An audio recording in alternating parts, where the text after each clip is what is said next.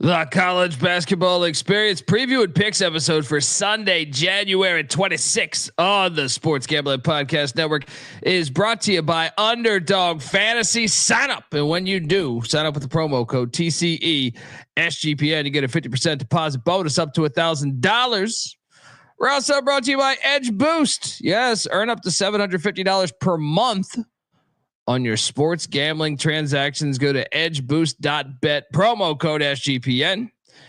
And last but not least, we're also brought to you by Rhythm, the leader in data-driven picks and props. Get your free 7-day trial period today by going to sportsgamblingpodcast.com/rhythm. That's RITHMM. That's sportsgamblingpodcast.com/rhythm. And remember, as always, folks, to let it ride. This is Coach June Jones, and you're listening to SGPN. Let it ride.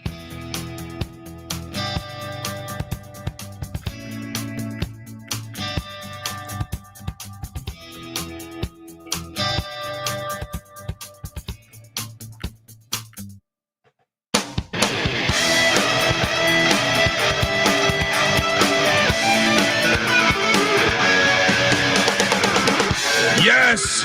Yes. Yes. Woo! Welcome to the college basketball experience. Preview and picks episode for Sunday, January 26th. Whew. Hit that like and subscribe button. YouTube.com/the college experience. Hit the like and subscribe button after you go there too. I mean, I'm going to go ahead and say today was the best day of college basketball for the entire season. I'm not talking gambling. Gambling had a decent day, but overall, the amount of great games today, it was a real fucking humdinger, as they say. If you're wondering who the hell you're listening to, my name is Colby Swinging Database Dan, aka Pick Dundee. That's not a pick. This is a pick. He was raised in the land down under, where a man thinks on his feet, speaks with his fists, and lives by his wits. When Dundee happened, he was a superstar. I'm probably drinking too much and celebrating too much and not sleeping.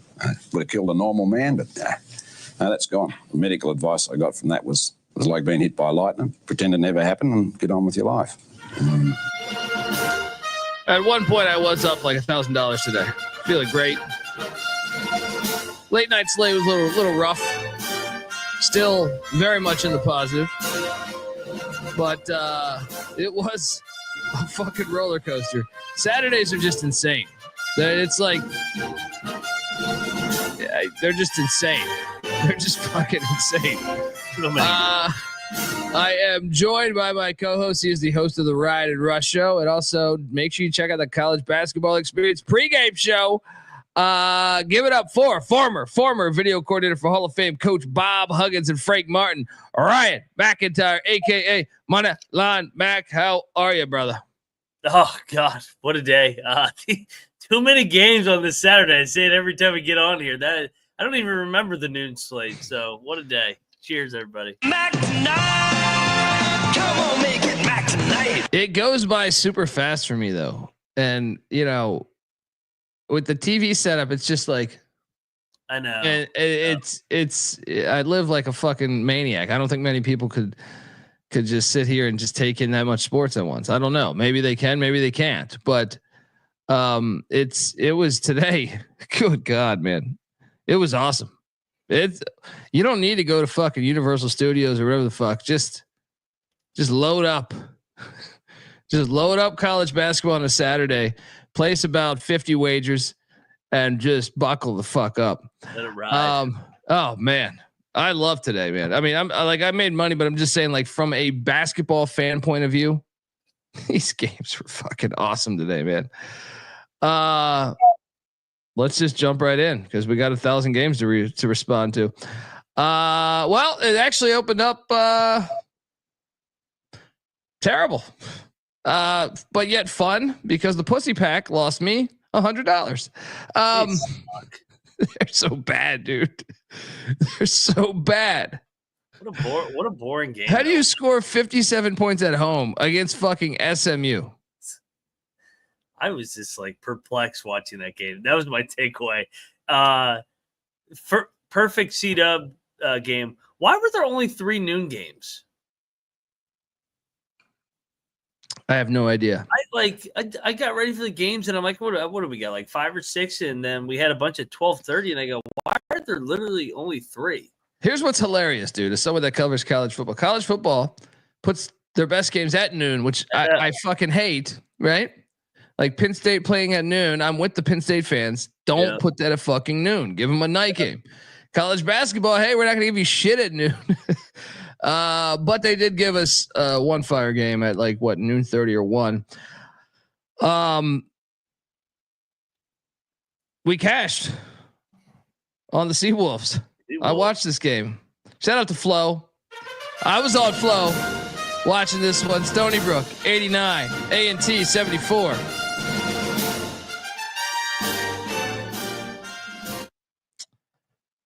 I don't need your thoughts. Iona 72. Yeah, Iona 72. Siena 68. I believe Siena covered, but I did not bet this game.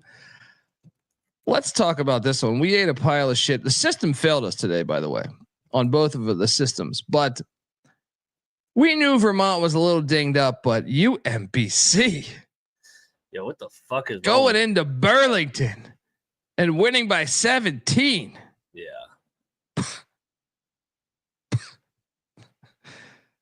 I think we got to have a conversation now, because how long?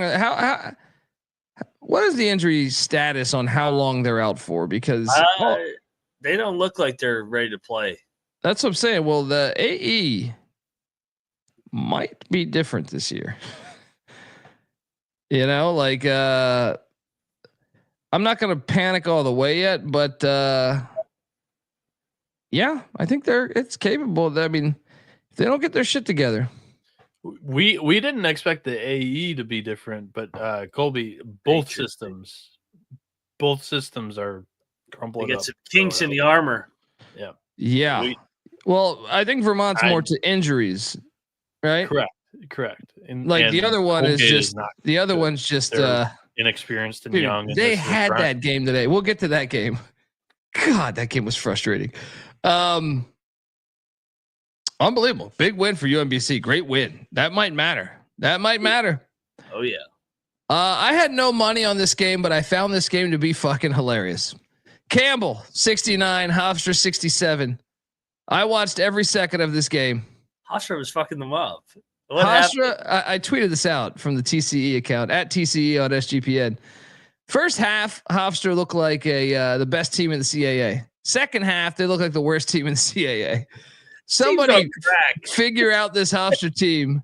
This was a buzzer beater, pretty much like actually like a very low percentage shot by Campbell in the corner, kind of like a turnaround bullshit horse shot. But the Camels get that dub on the road. I mean, if you're Speedy Claxton, barf bags following you around, just following you around. You know what I mean? Like, yeah. Awesome game to watch though. As far as like drama, high drama, there were a lot of them. There were a lot of just. That's what I'm saying. Today was beautiful. Crazy games today. Today was beautiful, man. We locked up Syracuse +8. Got this thing. They cut this thing to 2 at one point. Yeah, but they needed this one. Pitt survived a very scary. If they would have lost this, man. Oh, then they would have been on the out. They would have been out. So they'll be on the bubble. Yeah. Yeah. And then we battled. Come on. Ed Cooley's not gonna go to Providence and get that dub. He's 0-4. That's what I'm saying. Well, in DC, I'll take Georgetown. At the Garden, I might take Georgetown. But at the Dunk, no. Friar 78, Hoya 68. This crowd is exactly what college basketball is. College basketball is the greatest fucking sport, man. I mean, I love college football too. So this is how you know I'm a maniac. In November, I always say college football is the greatest fucking sport there is. And then like a couple months later, I go, college basketball is the greatest fucking sport there is. I mean, this crowd is, you'll never get this anywhere else. They're on fire. Dude, it was. They were out of their minds, to your point. I was like, good Lord, this play. I mean, I knew it would be jumping. I thought Georgetown got a shit whistle, and then it kind of spiraled with their guys got overly the young kid Sorber. He got way too pissed off and frustrated, played out of his game in the second half. The dunk got the best of Cooley today. I thought Providence was going to choke at the end, though. I'm not going to lie. I thought Cooley was going to fucking steal it. Yeah, I mean, this game was fucking awesome. I mean, Georgetown was whooping. I had to do Sports Grid at like what 1:15 or something in the afternoon. Georgetown was whooping their ass. Yep. Yeah. And I was like, God, I guess I really did nail this one wrong. But I also knew like I need to be patient because I just thought the energy of that place could be a factor. So Mike in the chat, the crowds in the games today show why college basketball is so much better than the NBA. Yeah, it shows why. To me, it's just great. The further you remove yourself from the corporate dollar, and I know that, you know, the dunk is based on Dunkin' Donuts Stadium, but I'm just saying, like, you're not getting that happy. Like I've told this story a million times. Like I would get free tickets to Staples Center just because it was like given to a law firm. So it's like I would go there and sit next to like 20 other fucking people at a law firm. And it's like, they don't even give a fuck about the game. So it's like you're mingling. It's like you're going to a fucking cocktail party. Yeah, this is awesome. This was fucking, I mean, the sport just delivered as a whole today. It's just, I feel sorry for anyone that doesn't watch it. You know what I mean? Like today was awesome. Yep. Now, having said that, I don't remember if I locked this up on the show. I don't think I did, but I did bet Howard this morning. Yeah, I think this is the right side. Oh man, did we bet this last night? I can't even remember. Yeah. I know I bet it this morning. Like it was a 7 point game, and then all of a sudden this crowd was lit, though, man. Yeah, this was lit. Yeah, and they ran it up at the end. I was like, "Oh fuck you, Norfolk." Yeah. I mean, I feel like we were on the right side here. It just didn't. Yeah. It just didn't work out. But Clark, shout out to Clark. He was on Norfolk.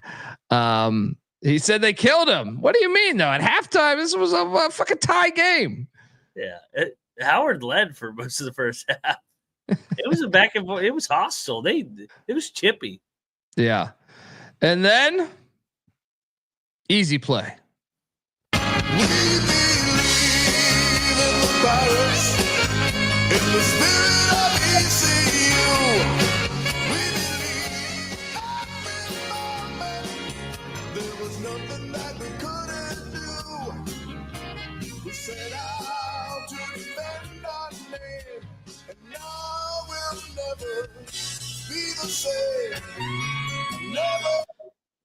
ECU 64, South Florida 55. Well, and to be honest, it wasn't even that close. They kind of dressed that thing up a little bit. Yeah. Let me tell you something, man. You know, I talk a lot of shit about Mike Swartz, and I shouldn't take ECU too seriously, but I will say this. They're playing better. Dude, they've won 3 in a row. And actually, the Tulsa game, they didn't play that great in the Tulsa game, but they won that. They found a way to win that. But if you look at the games before that, I thought they played North Texas and Memphis incredibly tough. Am I crazy to think like, and they beat Temple the game before that? I kind of, I don't want to get ahead of myself because I know like ECU basketball is a letdown, right? I love ECU, but I'm just saying this might be the best ECU's been since '91. They have dudes on the team. They're athletic. It might be the best. Like they struggle to make shots consistently. Yeah, they're like a version of Tennessee. A younger They brother. They are. I mean, but they stay in these games. Like I'm looking at the remaining schedule, and I'm like, okay, we got at Temple, home game against UAB, at Tulane could be tricky. Now it's ECU; they could lose to anybody on the fucking schedule. But I actually think it's the best team they've had in like 25 years. Ken Palm's got you projected 9-9 in the American on the way through. I mean, 9-9.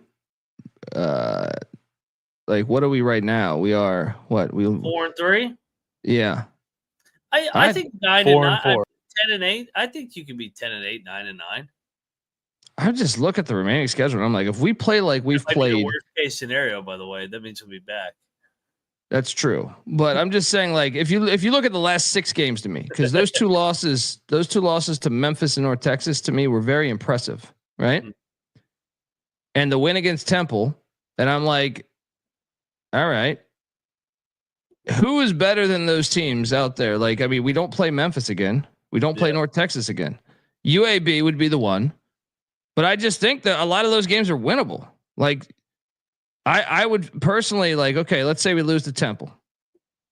Right. But I think in Greenville, we should be favored against Rice. I think we're better than UTSA. In Greenville against UAB, UAB's better, but hey, it's in Greenville at least. At Charlotte, we should win that game. At Tulane, we should lose that game. Home to UTSA, we should win that game. Home to Charlotte, we should win that game. Home to Tulane, I think we could win that game. And then Florida Atlantic, winnable. Like I don't see that many. Like to me, the only like flat out losses are what? Temple, UAB, and Tulane, and that's at Tulane. I think the one in Greenville is very winnable. Yeah, like I said, I don't think they're bad. I think they're 5-7 in the AAC. They're solid. Christopher Moore, would I like Will Wade as head coach of ECU? Fuck yes. Yeah. So I guess I need to root for them to lose. We gotta stop throwing his name for every damn. Well, he's not going. Well, he's not going to fucking ECU. I'll fucking bet the house on that. He's going. Yeah, I think a bigger job. With, like, but ECU does have more money than McNeese. I can tell you that. The last 6 shows that we've done, we've mentioned him to like Miami, UNLV, East Carolina. I think. Well, and what and ECU's the one with the like UNLV, Miami, and those teams have the resources. I feel. Well, I don't know. UNLV is weird. Miami and the Power Fives have the resources. I still think you would choose UNLV over ECU though. Yeah, he'd be on crack not to. But if my memory is correct, I think UNLV's in like serious debt. They are, but that's why they couldn't join the Pac-12. They couldn't afford the buyout. But yeah. Well, it's also fit. I think just Will Wade's personality would be perfect. But I think the history with Tark there, like. I mean, don't sleep on if Leonard steps down at Florida State too. I mean, that would be another fit, and we'll see what happens with LSU. Oh, I was thinking maybe North Carolina after today, but we'll get to that. Oh my God, that fucking team sucks. We ate a pile of shit on UNC Greensboro as VMI almost won this game. What in the fuck was this, dude? Bro, VMI is good. Like, I watched this. What is happening here? Greensboro got lucky to win the game. I don't know how they won. Like, VMI was better the entire day.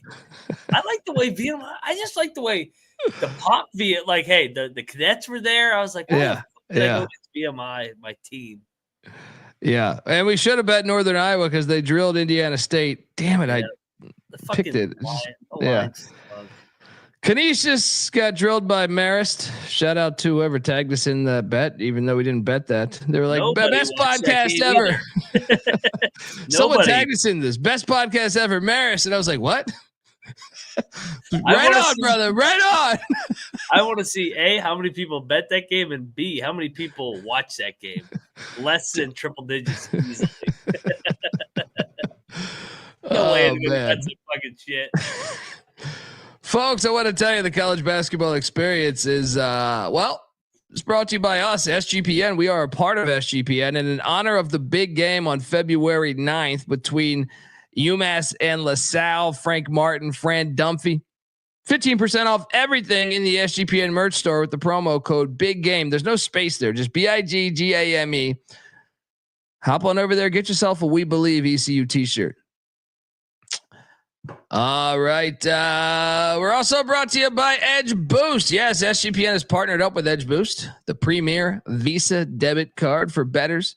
Yes. Look, an Edge Boost card allows you to avoid the hassle of having your card denied at the sportsbook, DFS site, sweepstakes site, racetrack, or casino. Plus, you can earn up to $750 per month on in cashback rewards for using the Edge Boost card. The best part is no credit checks, and it's completely free. Sign up today and use the promo code SGPN so you can get better cash back with rewards and instant tier 2 status. That's edgeboost.bet promo code SGPN. That's edgeboost.bet promo code SGPN. We're also brought to you by mybookie.ag. Yes, MyBookie is your place to bet every single sport. Plus, they got props for every game, and the live dealer casino is always a blast. MyBookie accepts customers from a ton of locations as well. It's easy to deposit lightning fast payouts using crypto. Highlight a bet you like on MyBookie there. I will, and that is well. How about we just take the Bills tomorrow? Head over to mybookie.ag. Promo code TCE SGPN. For 100% deposit match up to $1,000 plus a $10 casino chip they're going to give you. That's mybookie.ag, promo code TCE SGPN. I feel like that scene in Naked Gun where he's reading the teleprompter right there. And he's like, he's like up there. He's like, hello, Raquel. Hello, Raquel. He's reading her lines and the part that's, in quotations. Yeah, I'm a moron. Highlight a bet you like. Yeah. All right, here we go. Redskins. Yeah, but I mean, it's tough to root for them. I saw that smear. Even as much as you hate the fucking name and all that, you cannot root for the Eagles. Of course, I can't root for the Eagles. But like morally, you cannot root for the Philadelphia. But I also don't want the Redskins in the Super Bowl as this bullshit C word. That's why I don't use the C word. I don't use the C word. Don't acknowledge it. Just fucking right here, baby. Detroit didn't cover.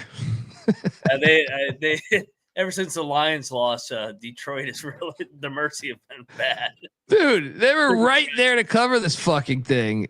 Like it was right there for the final minute or two. Yeah.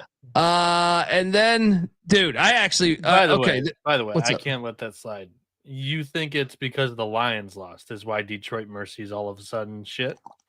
Well, no, they're depressed. They were covering. And then the Lions lost. Now they're really brutal the entire year. So whoa. Yeah, not ATS. Not ATS. Yeah.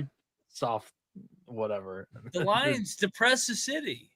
Yeah. They should move that city. That team. They should move. By the way, Sports Pins with Portland. Outstanding comment here. Colby's selling premium picks. Use code Big Game. No. I sell my picks 1-800-PICK-DUNDEE. Call that. We had someone coming for you. Who, me? Yeah, I saw that.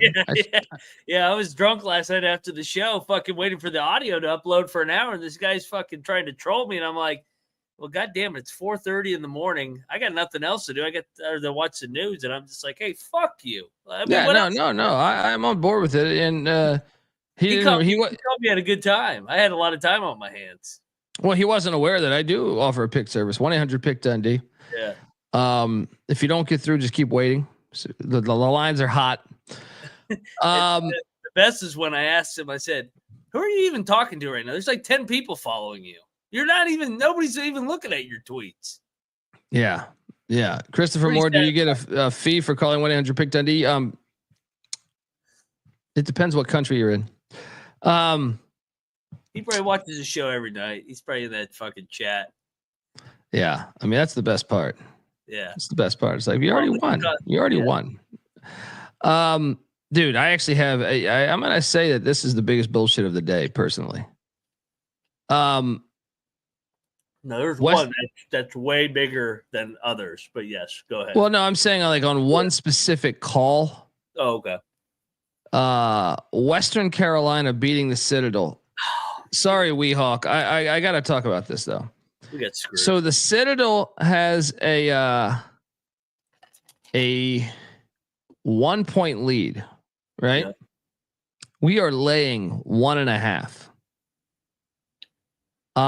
Western Carolina shoots a shot. This is before it goes to overtime. Misses. Guy grabs a rebound, but the ball is going everywhere. He never has control of the ball, right? It's like bobbling and someone else is trying to grab the ball. So there is no foul at all. Like he never had control of the ball and like someone else is trying to grab the ball. They didn't even really make contact. They call that a foul. Of course, he goes 1 for 2 from the line, right? But dude, had they let that play out because there was no contact, there was no foul.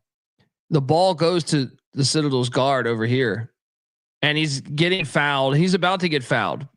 So then it's going to put him at the line with like 4 seconds left or something, 6 seconds left, whatever it was. And we're in a great spot, man. This was a bogus call. And shout out to those announcers because they picked it up. They were like, "Well, I don't know. Like he never had control of the ball. It was a fucking terrible call, man. Yeah. It was a terrible call. And then the Cats survive in overtime. Sorry, Weehawk. I just got to talk a little shit about that. That was a terrible fucking call. I'm curious if Weehawk watched that game because I thought that was the worst call of the day because you can't call that with 4 seconds left in the fucking game. I agree with you, man. I thought we got screwed. Damn, the Citadel is fucking cursed. They can't buy a win right now. That had to be the one. Them and Bellarmine. Good God. Yeah. Oh, that one was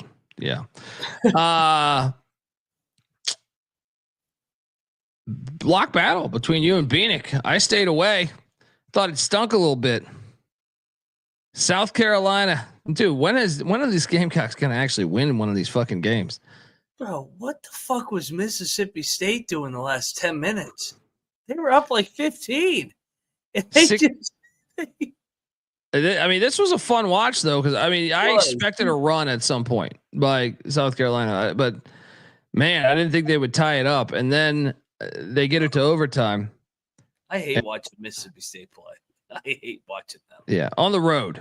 On the road. Yeah, it's so painful. Like they just their execution is brutal. Yeah, to your point, man, the Gamecocks they're cursed.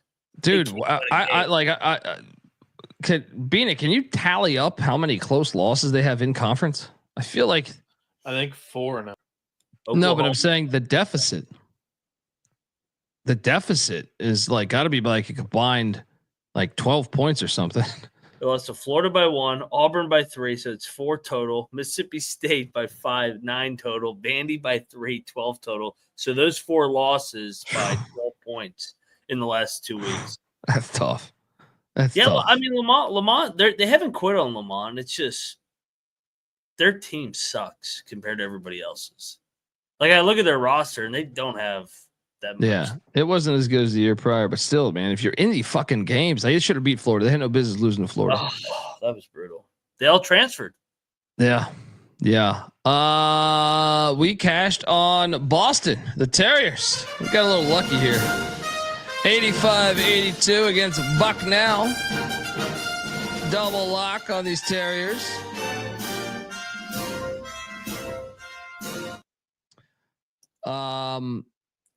Yeah, shout out to 357 giving us $5. Bieniek is asking you a question, which I don't even know what the fuck he's talking about. Mr. Brightside song. What's that mean? No idea. That's Michigan's end of third quarter going into fourth quarter football stadium song. And Michigan, I think the story on it is just the fans sang it. Who is what is that? I don't know that song. The Killers, Mr. Oh, Mr. Brightside. Like The Bills played it in the playoffs. A lot of teams do that shit though. Yeah, So, yeah, yeah. I know. 357. Thank you for the $5. Appreciate it, my brother. We ate shit on Queens. Dude, what happened in this game? Like, Queens was up 5, and then all of a sudden Jacksonville went on a 15-0 run about the 8-minute mark, and I go, whoa, what the fuck? Dude, the Dolphins are for real. Let's talk about the A-Sun right now. Jacksonville is 6-1. Gulf Coast is 6-1. North Alabama is 5-2. Lipscomb's 5-2. Queens is 5-2. Stetson is 4-3. Stetson is 4-3. 4-3. How? What? They're horrible. Unbelievable. You gotta love the sport. You gotta love this fucking sport. Who's the best team? I say North Alabama. I think North Alabama is the best team. Actually, I don't know. I kind of think it's Gulf Coast, but I don't trust Gulf Coast away from home. Yeah. I don't trust North Alabama away from home. Dude, North Alabama got fucking lucky today. Yeah, I mean, it was the letdown spot. It was the letdown. That place was lit, though. That was fun. That was fun. Yeah. Pool's got that fucking place energized. That was a fun fucking game. Actually, I shouldn't say they should have won before overtime. It should have never went to overtime. And then it got interesting. But yeah. Lock battle win. Myself and Bieniek as Michigan State 81, Rutgers 74 at the Garden. You got the closing number you want. That's true. That is true. Ace Bailey hit a 40-footer. Yeah. Onions. So I mean, if you got that. Yo, let's talk about Sparty. They won like 11 in a row. Like, what the fuck? I love it personally. They can't shoot a jump shot. Izzo hates the portal, and they're 17-2. Dude, and I look at their upcoming schedule. It's home versus Minnesota, at USC, now at UCLA. Maybe they get got. Home to Oregon, home to Indiana, at Illinois. Maybe they get got. Home to Purdue. I mean, I don't know. I'm here for it though. I like it. It's good for the sport, in my opinion. They can win it all. I'm a fan. I think they can win it all with how tough they are on the defensive end, and they got Izzo. They kind of got a little bit of Houston in them. Houston and Iowa State. It's an old school Michigan State team. Yeah. Shout out to Jeff B giving us $20. Hit big today. Thanks, boys. Yeah. Hey, appreciate you, man. And congrats, man. Creighton drilled Seton Hall. I was on the right side of this, just didn't bet it. Seton Hall's fucking terrible. I'll tell you, they quit, dude. Seton Hall to me is they're approaching Miami territory. Hey, Miami almost didn't cover in overtime today. I know. They had to buy a new TV if they had not covered. I sprinkled the fucking money line on that, man. Oh man, if they not covered in overtime, my TV might have took a hole in it. I think you bet this. I'm not 100%, but Akron. Woo. Mm-hmm. Woo. Bro, Akron's good. 102-75 against Miami, Ohio. Redskins get their ass whooped today. Impressive. And they're stepbrothers. Steele and Gross. I was kind of surprised that he ran it up on them. Sending them a message. Yeah. Big brother's Steel King here in the MAC. 7-0 for Akron. Fucking Sacred Hot took down Niagara 86-77. Nobody watched that game. Lowell put it on New Hampshire. Fuck you, Lowell. Fucking Dartmouth beat Brown outright. Did you guys bet this? I feel like one of us bet this. I didn't bet it, but I almost bet Dartmouth. I should have pulled the trigger.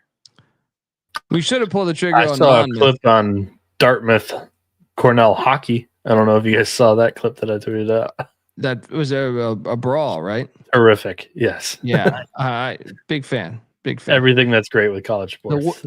The world would be a lot better if everybody punched each other in the face. I loved the Ivy League crowd too. Yeah. Oh my God. They're going to cancel the sport next week, though. They're going to say that the guys had COVID when they fucking yeah, a little sniffles after a little dust up. Fucking pussies. How about Monmouth staying within the number against Bill and Mary? Bill and Mary's kind of good this year, though. I like them. I watched this. Flo, good coach. Yep. Shout out to Flo.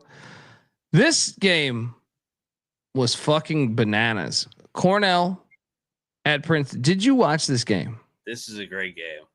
Cornell blew an 18-point lead. I know they were. And Princeton went up like 6. Yep. And then Cornell gets back up to double digits. Like, this was a wild game as far as like just unpredictability. The runs in this game were insane. We cashed double lock on these big reds. It was a good bet. They're the best team, aren't they? Well, I thought it was Princeton. Maybe Yale. Yeah. Oh yeah, we can talk about that in a minute. Oakland covered for us, but Bob Morris won. The legend of Bob Morris. Bieniek. What the hell's going on? Campy went after the rest after the game. It was great. This is fantastic. They got job down the stretch. Campy had every right to go after that fucking sorry crew. The Aqueduct put it on Ryder 75-64. Didn't watch 1 second of it, but I did watch this, and this game delivered, and we cashed on a double lock, but it delivered as far as a basketball fan. You know me, I like regionality. Illinois State Bradley was fucking awesome. That was a great game. That was a great game to watch. And really came down to the final 2 minutes. And surprise, surprise, Duke Dean hits a fucking gigantic 3. If that dude, let me tell you something. A few years ago, I was doing. Bieniek, do you remember what that was when I was on? Was it? I think I was on like Boston Sports Radio or something. And in January, they asked me, who will be the story of March Madness? And I was like, they're like, what player? It was it was DJ and Eric's show. Shout out to DJ and Eric. I don't believe the show still is going on, but DJ Marquise Noel that you said. Yeah, well, I just said like he's like a small man that can light it up, and everybody likes to midget. Sure enough, they made that run, and I feel like that was a big story. Yeah. Let me tell you, if Bradley gets in, which I know is a big if, because Kansas State was in a better spot to get in.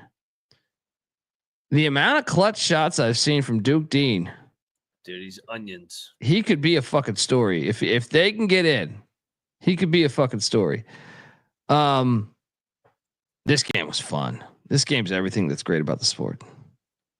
This game's fun. You watch this thing? Oh yeah, CBS Sports Network, dude. Bradley's got a great home court too. The more and more you watch it, like they do it right there, man. I big fan of that program. Yeah, me too. And it was just a fun game. Great crowd. Fucking Holy Cross picked this correctly. They did win at Loyola, but didn't bet this, of course. And then I believe you guys had a lock battle on this game. Lipscomb in Conway, Arkansas. He didn't even see this shit. He got what happened? I didn't see this shit. I wasn't. This did not make my I do 7 TVs and quad box the 8th. So my 11 TV setup, Lipscomb, Central Arkansas, did not make it. I apologize. But what happened here? Fucking Central Arkansas's league score gets rolled out right before the game. So I'm already battling that. So I'm like, oh great, I got the worst of the number. And then back and forth, it's around 12-13, and fucking Lipscomb takes a layup to cover. I was like, oh, fuck you. They didn't look good again, though. Like, Lipscomb doesn't look good. I know you like to me, and they're still capable of winning this thing. I like them, but they haven't looked good. Like, we call a spade a spade. Yeah. A-Sun is going to be fun, man. Yeah. How about what High Point did to Winthrop? I ended up betting High point. So I There we ended go. up adding this on the pick page. There we go. High point. Putting it on Winthrop. I picked Winthrop plus the 9 or 10, whatever it was. But yeah, that was an ass whooping. All right. This one I have a legit beef with. Is this Arizona State? Yeah. Fuck you, Arizona State. Fuck you. Dude, was that not deja vu? 19-3 run to end the fucking game. Look, I didn't play the money line. I just took the 9.5. I think I even got 10 actually. I think I got 10. Yeah. All you need to do. I mean, 19-3 run to end the fucking game. My problem with Arizona State is once it got to like 6, they just punted on the fucking game. Like once it got to 6 or 7 and you knew it was out of reach, they just punted on it. Yeah. That's dude, that's a bad beat, man. I will fight anyone. Arizona State was that was a lock battle. You won. Yeah. I got lucky as fuck. I You got lucky as fuck. I'll be the first to tell you, it was lucky as shit. You know what it reminded me of? It reminded me of when we had Colorado plus 9.5 against Iowa State, and Colorado was winning or tied the entire game, and then randomly loses by 11. Iowa State just has a way of finishing these games on these crazy runs. No, but some of that was Arizona State quitting. Yes, it looked exactly like the Colorado game. It was crazy. Oh, fuck it. That shit frustrated me, man. Yeah. No, I mean, they had no. I mean, what did they cover for all of 10 seconds? I feel like Iowa State was even like waving the white flag a little bit, and Arizona State was just being fucking stupid, just being like, "Hey, give them the fucking layup." Oh, that was frustrating. That was a good game, though. All up until the final 3 minutes, that was a really good game. That it was. Penn drilled Columbia. You called that. Nice call. Fucking Penn. What's up with that? Like 15-point win. They scored 93 points today. What? Whatever happened to that Columbia run where they were like 10-2? Yeah. Unbelievable. Phony ass team. This is still like their best year in 10 years, I feel like. But, I know. That was like handicap in the preseason. I was telling Bieniek, I go, this team might actually not be bad. Now I'm like, fuck this team. They're too good. Drexel drilled Delaware. I was thinking about betting Delaware too. I'm glad I didn't. 67-54. And then I did bet Harvard. Oh my God, dude, to start this game. The best part about this game is I love rivalry games. I normally try to, but I didn't need to watch but 3 minutes of this game. Yale was up so much in the first 3 minutes of this game that I was like, okay, it's been fun. Bad play by me. That was a really bad play by me. This one might be game ball worthy. West Georgia beat North Florida by 20.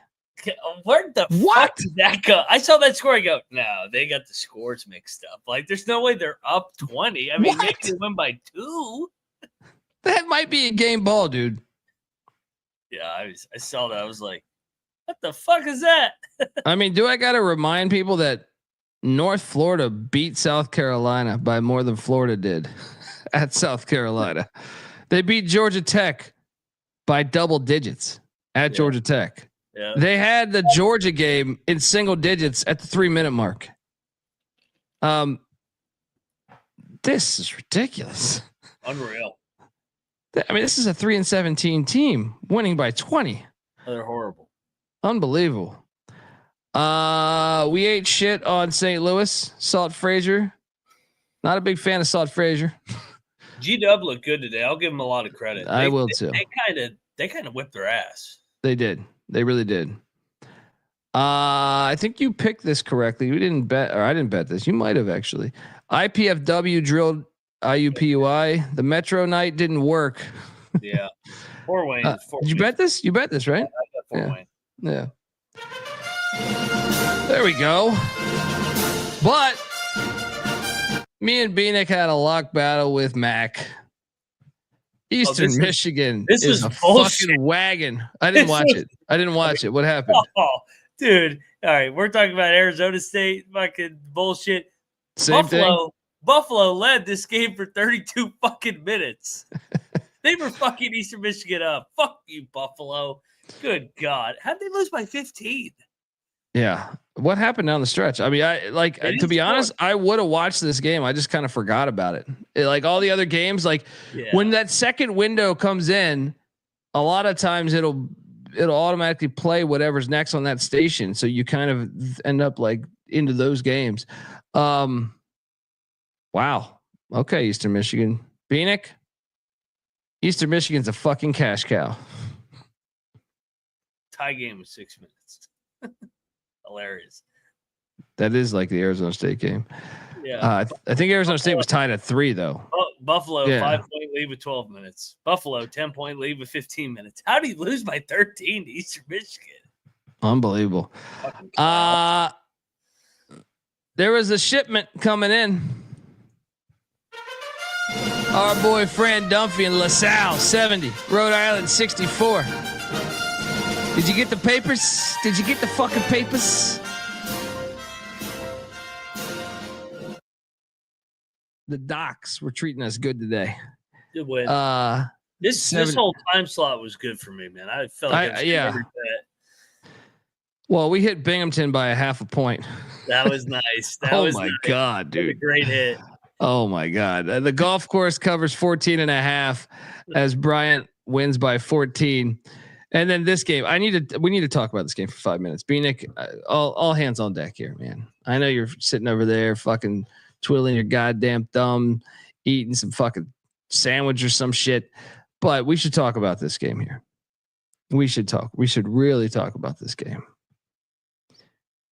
Earl Grant. How did they fucking blow this? Oh my God. Dude, I didn't even. How about the one game we don't bet Boston College? They fucking are leading at Carolina outright. They had a. Can you go to the game script? With 15 seconds. Yeah, 20 seconds. They just could not inbound the basketball. You are about to have like a marquee win for your fucking program.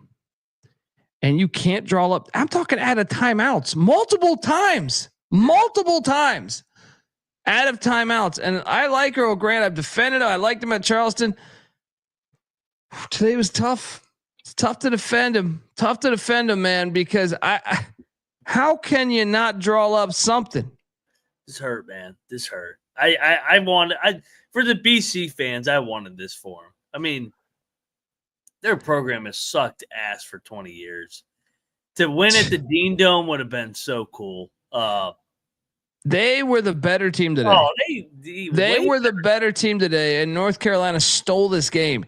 This game was an awesome watch, by the way. And who would have thought? That's the best part about it. This is one that if you would have told me, I'll be honest, I didn't have it on I didn't have it on one of the 11 for like the first half. Then I was like, BC is really doing this. I got to put this on. This game was, I just can't believe. I cannot believe that BC lost this game. Yep. There's 2 games today that inbounding was just such a major fail. This one was even more of a fail than the one we'll talk about, which I know you had a bunch of money on. This one's BC. The other one's true, but this one was like this one. They failed more at the inbounds. Like, I like I said, man, I didn't bet the game. I've been a sucker for BC. I'm like, oh, they're gonna pop up. They popped up finally today. Them in Miami. I said you can only bet one, so I chose Miami. Should have chose both. We should have had a money line parlay of this one hurt really bad. If we had a money line parlay of Miami and BC, because they both should have won today. I thought Hubert Davis was going to get fired today. Oh my God. 20-point favorites. They had no business winning this game. I cannot believe that they lost this fucking game. I mean, what are the percentages? Multiple inbounds passes. We're talking 3 or 4 of these fucking things. Yeah. What? You're playing college. This is D1 college basketball. How do you not have something? Like, I can understand one inbounds pass. Like you call timeout, or you fucked up the ball. You turn it over. The next time up, you call timeout because they did call timeout. And then you say, hey, all right, I get it. Don't panic. We're going to do this. I'm going to give you 2 sets right now. We're going to run these next time we're in the spot. right? But no matter what, we got to get rid of the ball first off. I mean, the fucking 5-second violation. At least throw it to the other end. Just throw it to the other Oh end. my God. I mean, this was a awesome game to watch. Shout out I guess credit to Carolina for winning this, but man, I was ready to bang my head through a wall and I had no money on this game. I just thought of every Boston College fan, and I was like, this is like a big time win for the program. It hurt the heart. How do you not get someone set some picks? What was that? It's my dog vomiting. They're thinking about Boston College in Kansas. Sounded like a fucking mountain cat in the background there for a second. Muddy. All right, I guess it was just a dry heave. Holy shit, this game was insane. Yeah. I cannot believe. Like, Earl Grant's going to get fired regardless. Today, they might have actually thought about keeping him with the win at Carolina. Yeah, you're right. You could have bought himself. Unbelievable, man. Unbelievable. I feel bad for every player on the team, like driving or flying back. Like the fans, like, yeah, watch that shit. You're like, we're going to win at Carolina. At least we have this. Like, fuck you, UNC, you fucking pussies. Wine and cheese crowd, and they fucking blow it. Oh, in front of Belichick too. Belichick was there. Fucking. Oh man, that game was. Way BC. Shout out to 357 says Colby. Did Aaron Hernandez have CTE or was he just a bad guy? I think both. Both. He was a horrible human, and he had CTE too. Well, he was a part of a gang. Yeah, it's never a good start. I'm not sure the CTE occurred on the football field. It might have occurred in gang initiation. But that's never a good start. It's never a good start. Muddy, what the fuck's going on, buddy? Muddy's thinking about his Kansas bet. You okay, pal? He's just like, I can't believe I lost that game. So, I will say 357 would be an awesome conversation at the bar with some of the comments and donation questions he's got. That's what I would like to say. But the Aaron Hernandez thing, I mean, look, he also was doing crazy drugs and shit too, though. He was roided up. Yeah. That's all I'm saying is I find it ironic that it's a lot of times, the roided person. They pick and choose what the fuck they want to push. Yeah. We had Merrill Hodge on the show. I talked about this where like he did a book with a doctor and they talked about how the science was, we're kind of jumping to the conclusion. We don't really know. It's not matter of fact. Now, see, like you can look at the brain damage and see that like, but I do think there's going to be a connection. And he thought that too. I'm not just thinking this because I'm just a fucking schmuck drinking whiskey. It's because we had them on the show and that was part of the thing that I thought was interesting was that there seems to be a there's a possible correlation between the two. I don't know what the fuck I'm talking. I'm no doctor. I'm just a fucking idiot who loves watching college basketball. We double locked Tulane. Thank you for bringing me along. All right. Tulane 82, Rice 71, Elron Hunter, Battlefield Earth. Dude, they're playing well. Dude, they can win. Dude, hear me out here. Especially with Penny's phony ass. I mean, Memphis. Hear me out here. This is what I'm saying. Yeah. If Memphis gets upset in the AAC tournament, when they're they always get upset. But I'm just saying, like, I look around and I'm like, Tulane, yep, UAB, and ECU, North maybe Texas. Temple, yeah, North Texas, yeah. I think ECU deserves to be at least a part of that second tier. That's what I said. 5, 6, 7 range. I'm starting to become really interested here. You're not in the UAB North Texas tier though. Fair. Yeah. Fair, but I still think North Texas can lose to anybody. I still believe North Texas can lose to anybody. Because they don't score enough. Yeah, that's fair. So you're telling me. And may the Schwartz be with you. What a world, what a world. We called this on the money line. We had Stormwatch, Nashville. Mark Byington, baby.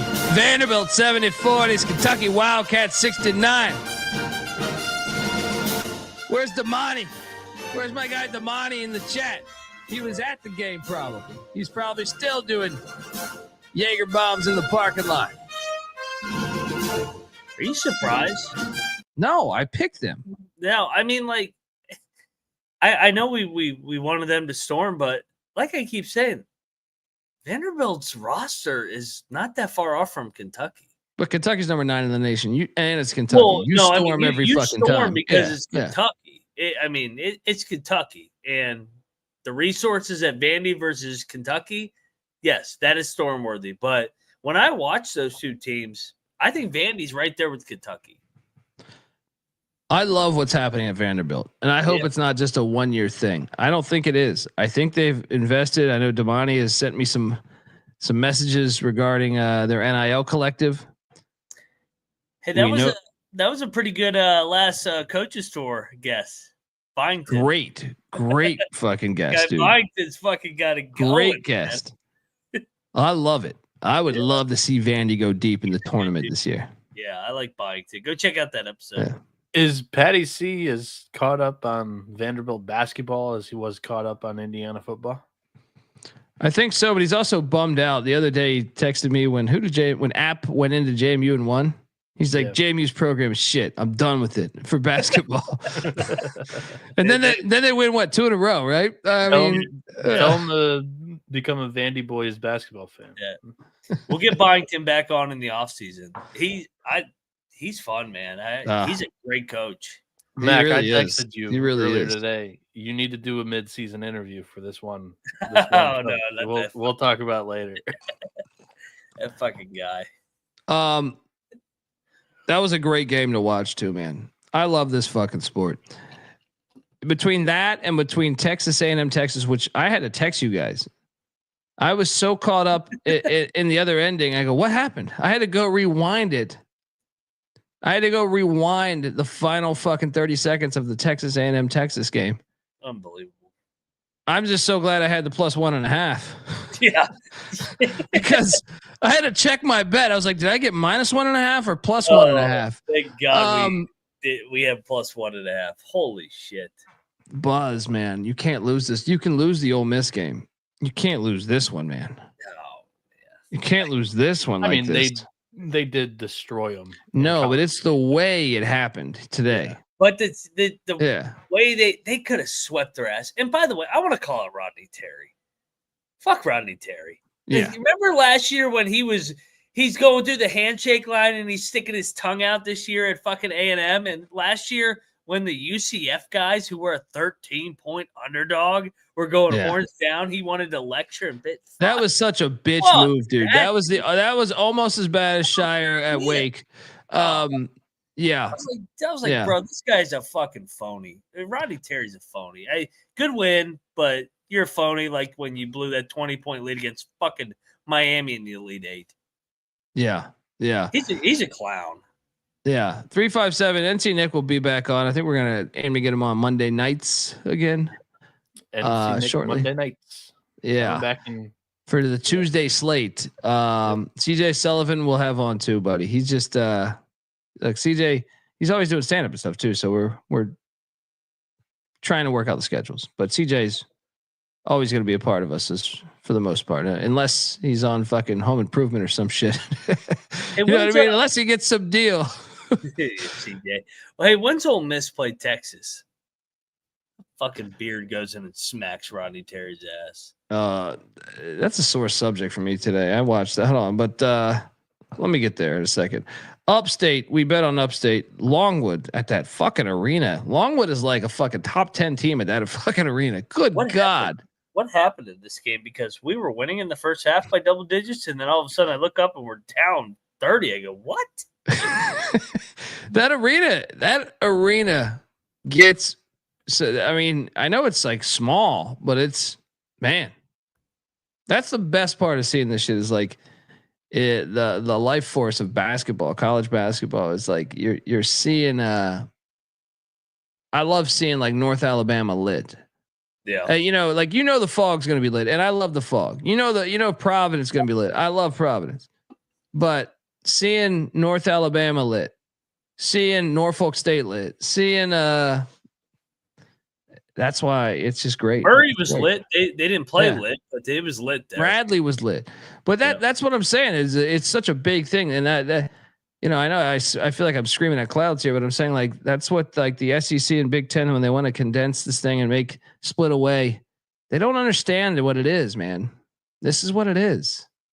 Yep. It's awesome to see Longwood fucking just packed out in a fucking stadium. It's like small town. It's what's more American than that. You know what I mean? Like it's awesome. We ate shit on Idaho. Fuck you, Northern Arizona. This fucking team is really starting to piss me off, man.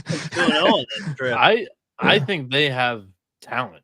I think they were just brutal to begin the year. I think NIU's talented roster.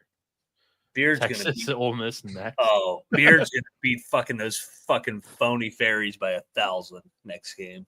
Lock. Let me see if I can. That's a beautiful spot for Ole Miss too. Oh, they're gonna win by 4 in a row, or they've lost 3 in a row here going into. They're hosting Texas for what it's worth. Yeah. I'm just trying to quickly see if I can find something here. I don't know if I can right now on the fly. Thought it would be more recent, but I don't know what the fuck's going on. Yeah, okay. Fail by Dundee. I was trying to find that video the coach sent me.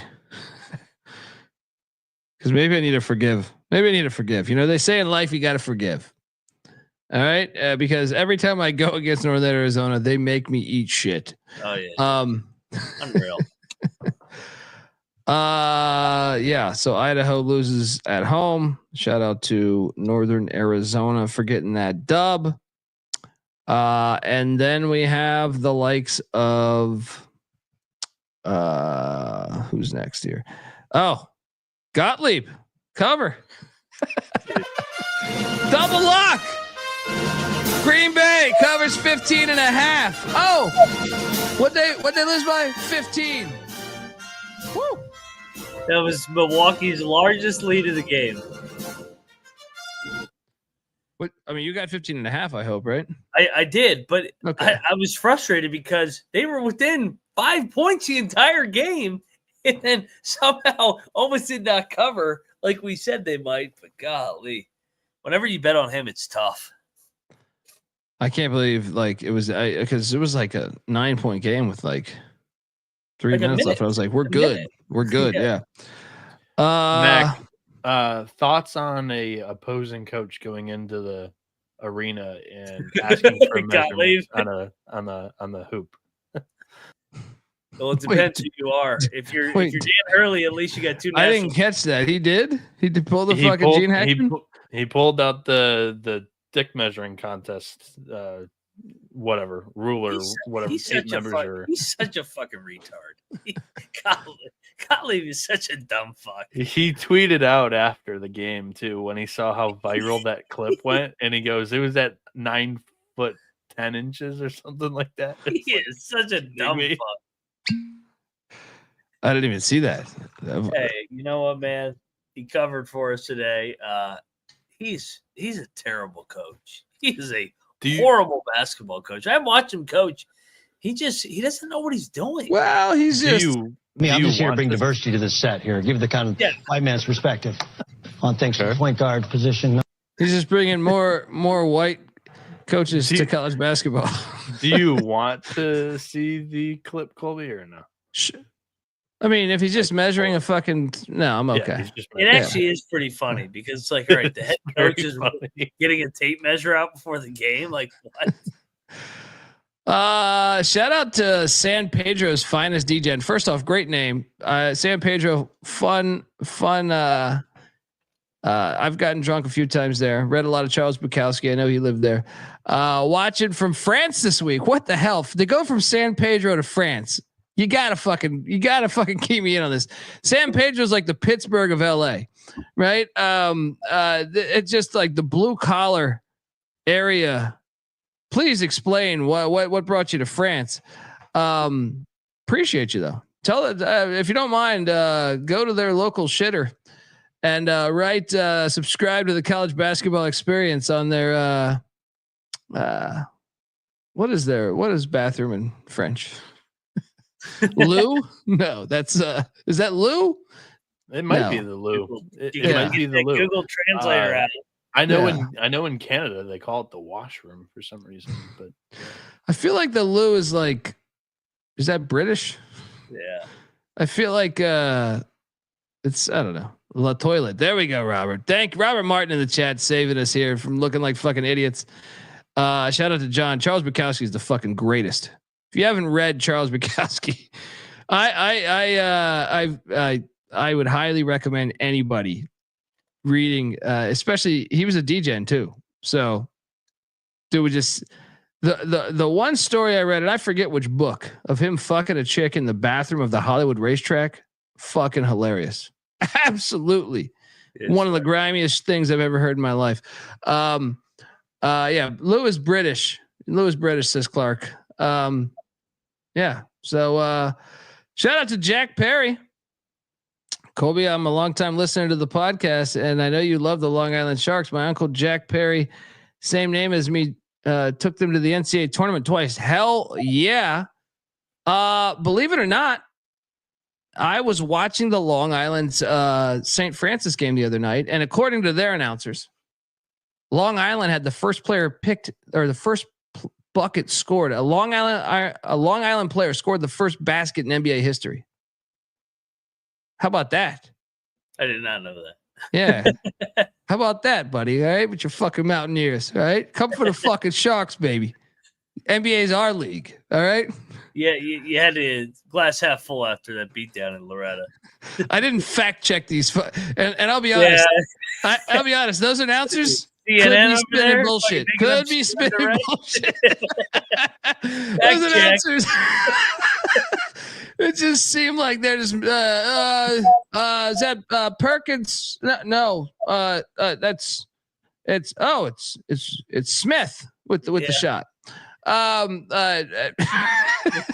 Did you know his wife? Did you know his mom played at Duke? Like, just start making up random. Yeah, I when I saw their interview with that, like they were like promoting a children's book at halftime. I was like, this got to be the worst interview I've ever heard in my life. Like the interviewer, like the people that did the book, they're okay with me. But the interviewer, I was like, good God, dude, can you pretend like you ask some fucking questions? But Jack, that is awesome, man. That is fantastic, man. Hit me up. Are you on Twitter, Jack? Hit me up at TCE at the Colby D on Twitter. I would like to have a conversation, man. And we'll send you some gear. Send you some gear. Let's go Sharks. They were the Blackbirds back then, right? Why did they get rid of the Blackbirds? Honestly, I like the Sharks, but I'm saying the Blackbirds are fucking fire too, man. Anyway. App State did cover against ULM. I don't know how, but they did. Yeah, I don't know how they did either. It was actually a tight game the entire game. Yeah. There's too many games. There's 1,000 games on. So. Dude, between the difference here though is the Bradley Illinois State game was lit. Southern Illinois UIC. Why is it not more lit? They're good. What a win for the Salukis. Great win for the Salukis. 89-85. Great win. We had a horrible beat on Georgia Southern. We had 3.5. They lose by 4. Georgia Southern led for a good chunk of the game. Perfect. 30 minutes. God damn. But we cashed on Arkansas State. They're a wagon. They are.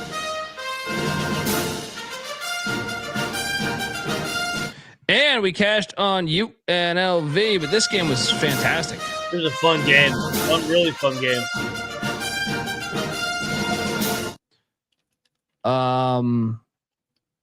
That was a fun game, man.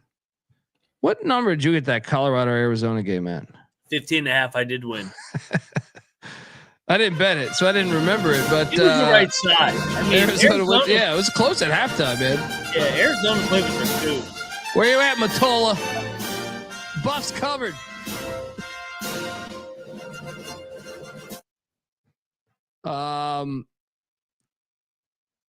Stetson beat Bellarmine. Fuck Bellarmine. Fuck Bellarmine. They don't deserve. I don't know if they're gonna win a game. Like we talked about it. If you can't win this one, when are you gonna win? Did they have a coaching change? What happened? Why did they get so shitty? Davenport's still there. I think it's time to shut it down. They got West Georgia on February 15th. At home? Yep. Yeah, that's about when Detroit won last year against Ooey Pooey on that. Yeah, Valentine's Day, I think. We double locked UT Arlington. It was sweaty. It was sweaty. But we got it done in overtime. Real.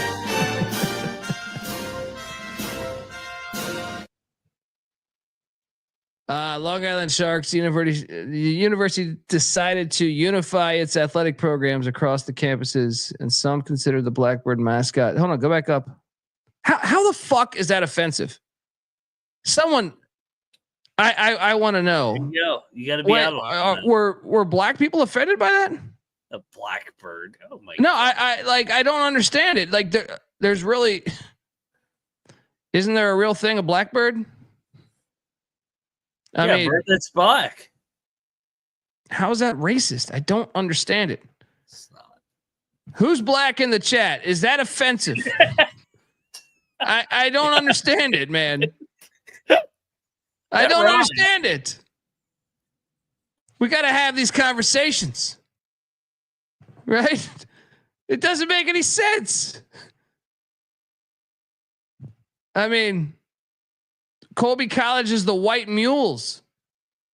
You know, there's a bunch of these. The Blue Devils. The Blackbirds is crossing a line? Shut the fuck up.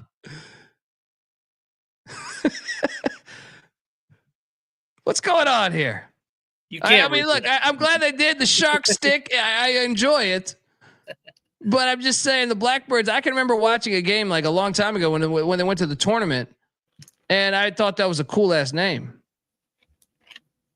I thought, like, man, that's fucking cool. The Blackbirds. Who the fuck is connecting? It's offensive, Clark. Is it offensive? I know. Like, really? Why is it offensive though? No way. Come on. Why? I honestly want to know why. He's offended. He's doing shtick. Yeah. I don't know. Sarcasm. He's being sarcastic. He doesn't. Yeah. Yeah. I mean, I don't know. We'll see. But I'm just saying, like, I don't. Where's the white bird? Where's the white bird? But you got the white mule. We need the dove. You got the white mule. There's no black mule. His name is Larry Bird, baby. That's the white bird. You got the Fighting Irish. You know, I don't understand. It's just Can we just? Why do we got to be so serious?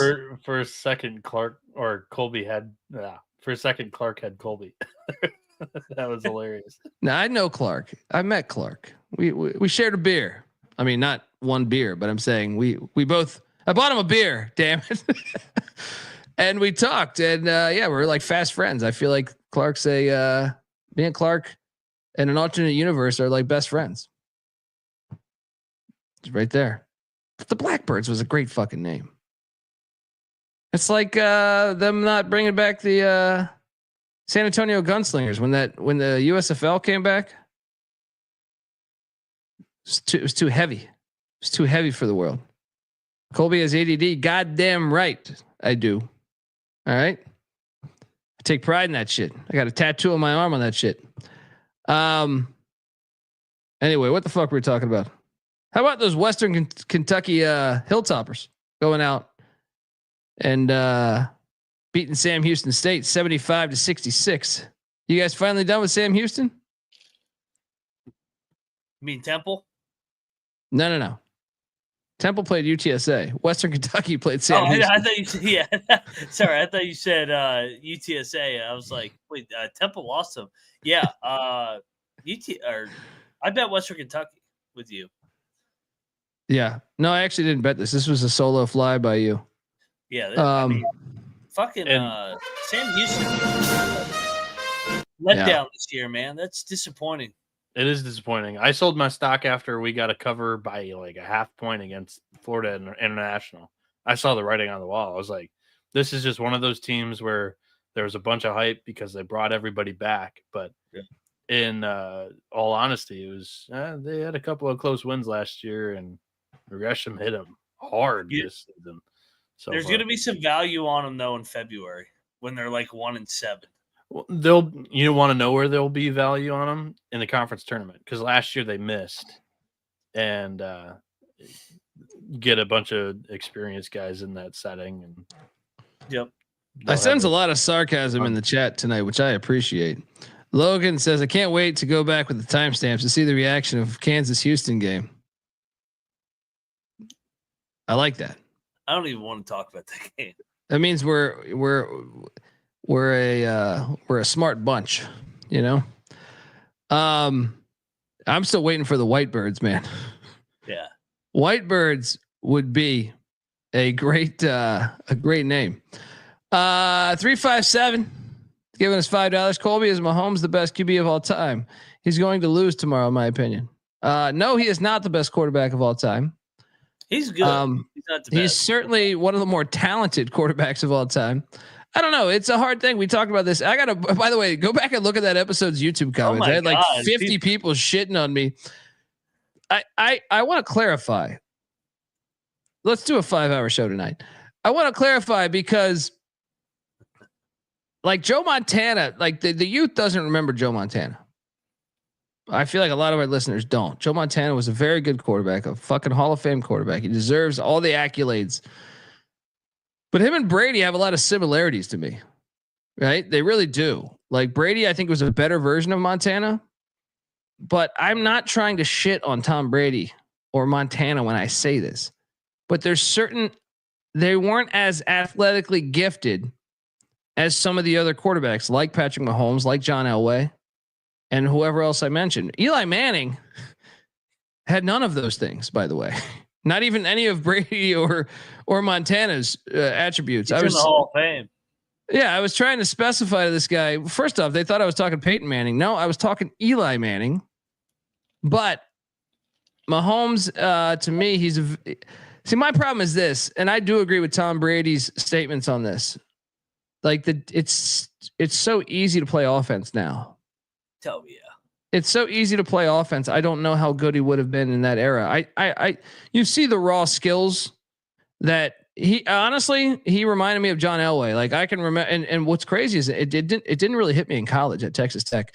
It hit me at preseason game. I think he was playing the Atlanta Falcons. It was his first preseason game.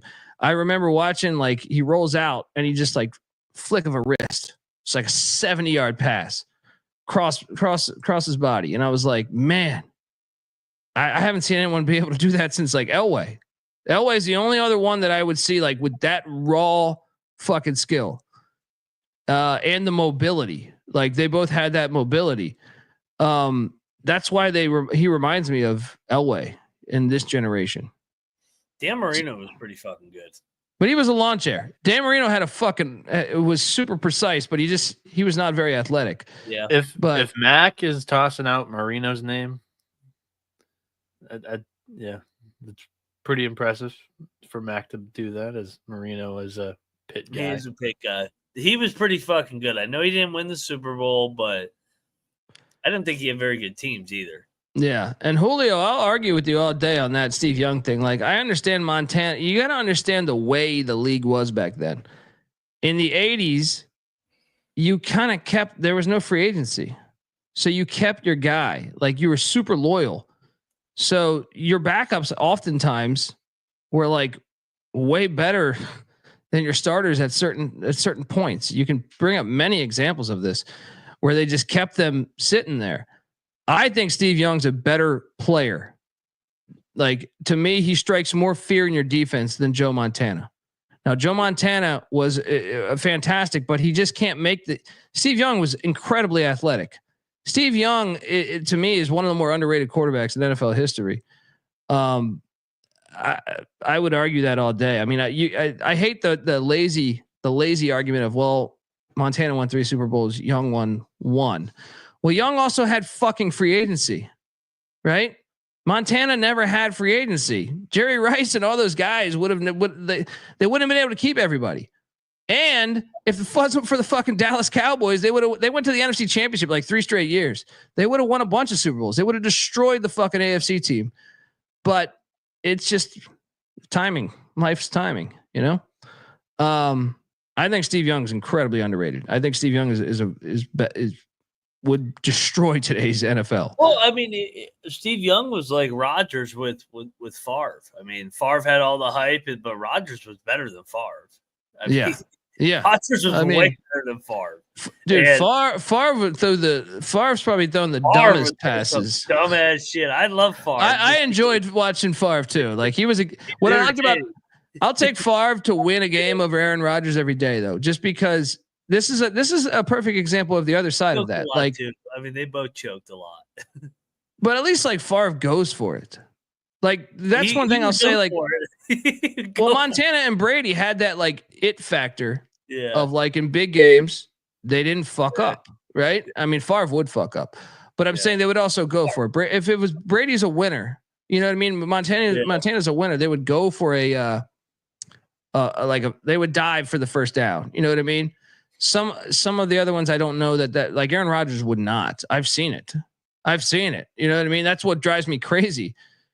But I don't know.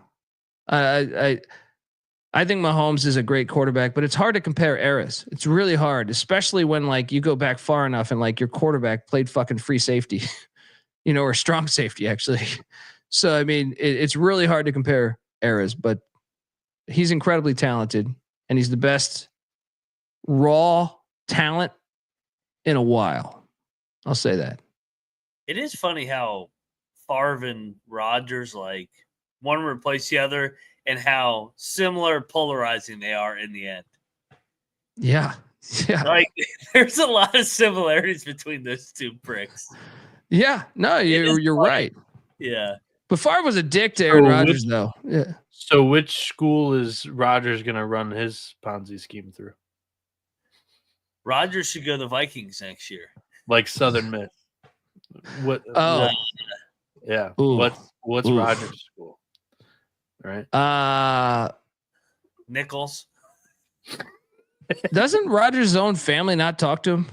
Yeah. Yeah. No, he's got to do something with the money. Rodgers is a fucking dick. Off the field, I fucking love Aaron Rodgers. He's not a fucking coward like some of these other guys.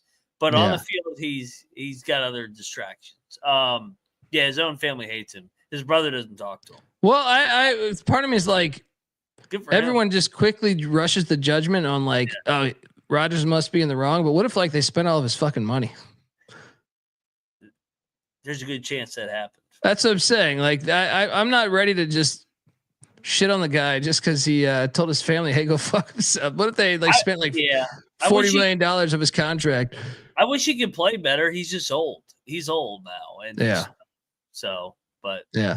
I like this. The NFL college basketball experience. Yeah. No, Favre is not like Elway. Elway's way better than Brett Favre ever was. Brett Favre not even fucking comparable to me. Brett Favre's very overrated. To be honest. Yeah. I love Brett Favre because of the entertainment, but as an actual quarterback, he very overrated. Yeah. Luke Newton gives us $5 saying, "Cheers to Mac telling me to fear the fog." And sorry, just got back from Gasparilla. Worst beat of the year? ? I hate Philly so much, but can't root for Washington. He must be a Cowboy fan. Then Virgil comes in from the top row with $10 saying, "All hail the Redskins, all hail victory. Braves on a warpath, fight for all DC. Hail to the Redskins making history. Let's fucking go, Mac." How about that? There we go. Hail the Redskins, baby. Love Hail to the Redskins song. All 12 right. hours till kickoff. Yeah. I'll be watching Long Island. They'll be done by then. I already checked the schedule. Well, I'll be watching something. I'll watch fucking Predator or something. I don't know. Predator's always on in my house. No, you're going to be watching Army Navy. Army Navy's on. There we go. Army Navy, yeah. The final basketball game tomorrow, though, is done at like 5:30. Yeah. I mean, bastards. They should have gave us a late night game. We made the mistake. I think Bieniek, did he battle us on this? Because Florida destroyed Georgia from the fucking start. Oh my God. Whew. Bieniek, did you battle us or did you back away from the battle? I can't remember. I didn't battle, but I provided an analysis, and I was dead on right about Hanlogton. He backed out about playing today, so I still think it's pretty early. But next time you just got to grab your nuts and battle. You know. I mean, nothing. I will say I tweeted it out. Covered 6 minutes into this game and never give it up. Yeah. Like at halftime, I punted on this. I tried to say maybe they'll make a run, and I was like, no, this game sucks. Honestly, I will say there's nothing. There's nothing better than beating the old ball coach who couldn't win a big game, destroying him, and then playing Tom Petty over his ass too. That was. I play Tom Petty at every fucking game. Hey, Mike White got him to the Elite Eight. Now he couldn't win the big game though. Like there were quite a few. Who did he lose to in the Elite Eight? The old Gamecocks. Francisco Martin. Ooh. But hey, he got to the Elite Eight though. I was there. I remember. Yeah, a lot of coaches don't get to the Elite. Has Todd Golden been to the Elite Eight? No. And I was there. I remember. I saw it. I saw them beat. I was courtside when they beat Wisconsin at the Garden. Chioza hits the runner, bank in 3. I was like, oh, we're playing Florida again.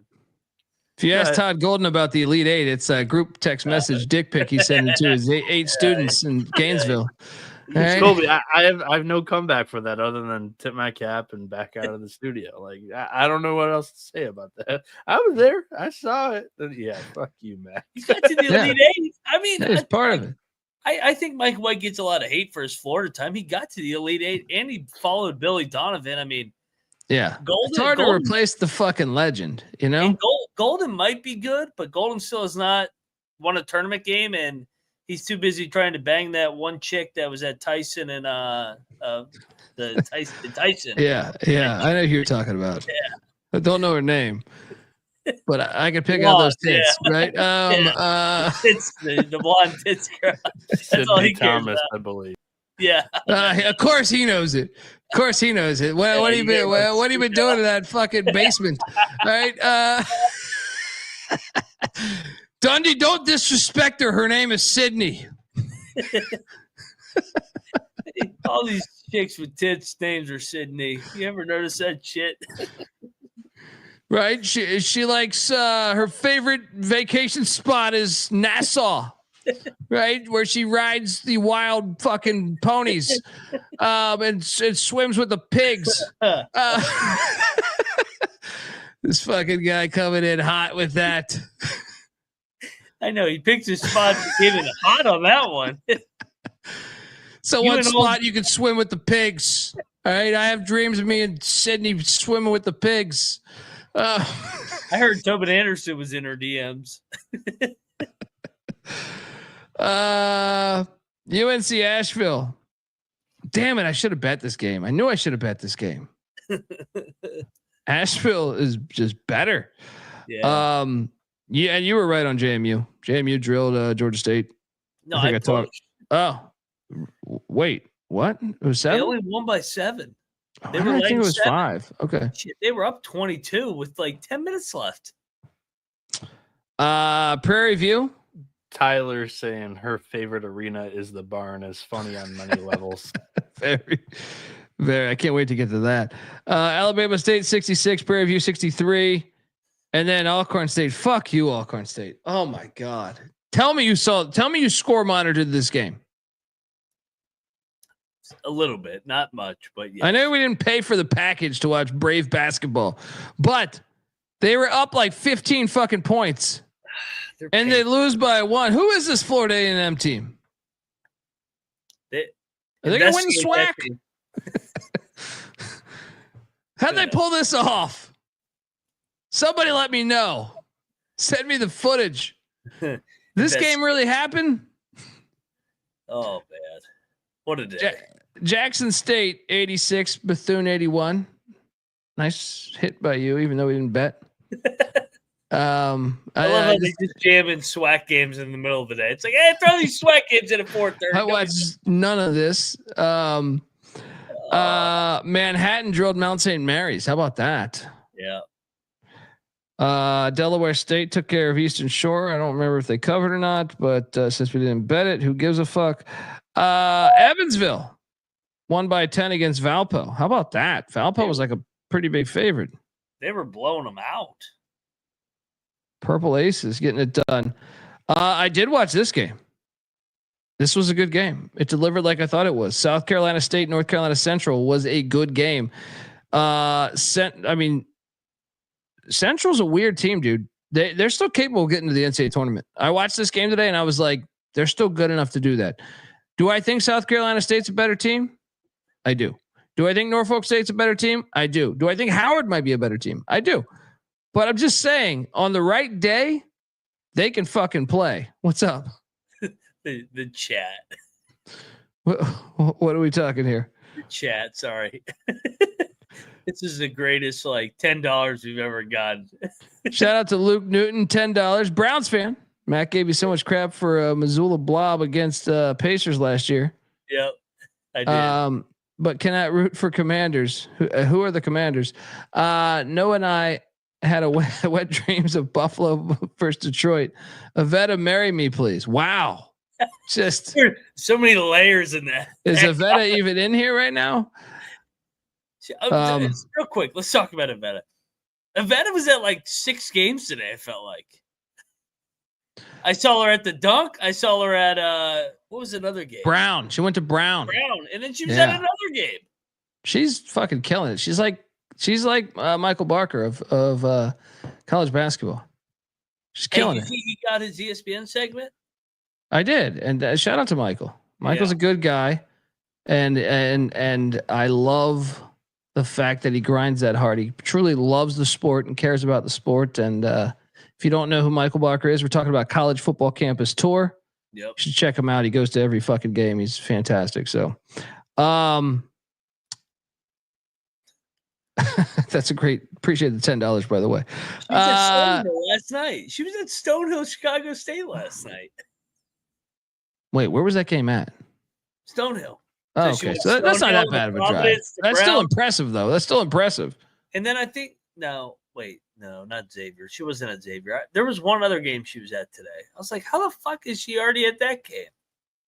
Yeah. I mean, she's killing it. Shout out to Avetta. Drake didn't cover for us by what, a point? Or was it half a point? They sucked today. They almost lost outright. Mm-hmm.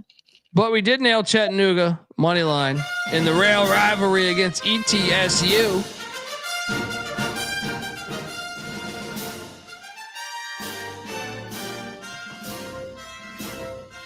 Shout out to Mike in the chat talking about Stadium Heads. You should check out all the episodes we did. Unfortunately, that show's not gonna be back, but Mike's a good dude, man. And you should check him out. Give him a follow on Twitter at CFB Campus Tour. Albany 68, NJIT 62. Didn't watch any of this, did you? No. Next. Oh, we should talk about this for 10 minutes. Double luck. Wait, double luck. Weber State gets it done for us.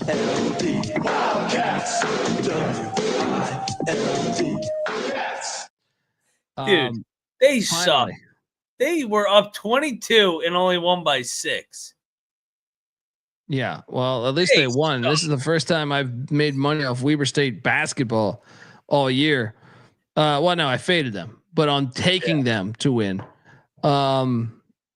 And then Belmont, you locked up Belmont. Woo! Putting it on Murray State. And I'm glad you talked me off betting Coppin State because Morgan State did drill them by 16. Thank you. But you should have listened to me on taking Butler because Butler, I didn't bet Butler, but I thought Butler was the right side. They won 86-69 against DePaul. Am I crazy? I thought the friendship of Holtman and Mata would be the angle for me, but DePaul, does Butler have a little bit of ECU in them? Where I say like Butler's going to win some games in February. Butler's not as bad as their record to your point. Yeah, that's what I'm saying. Like they could. Who's the best team in the Big East? Not Butler.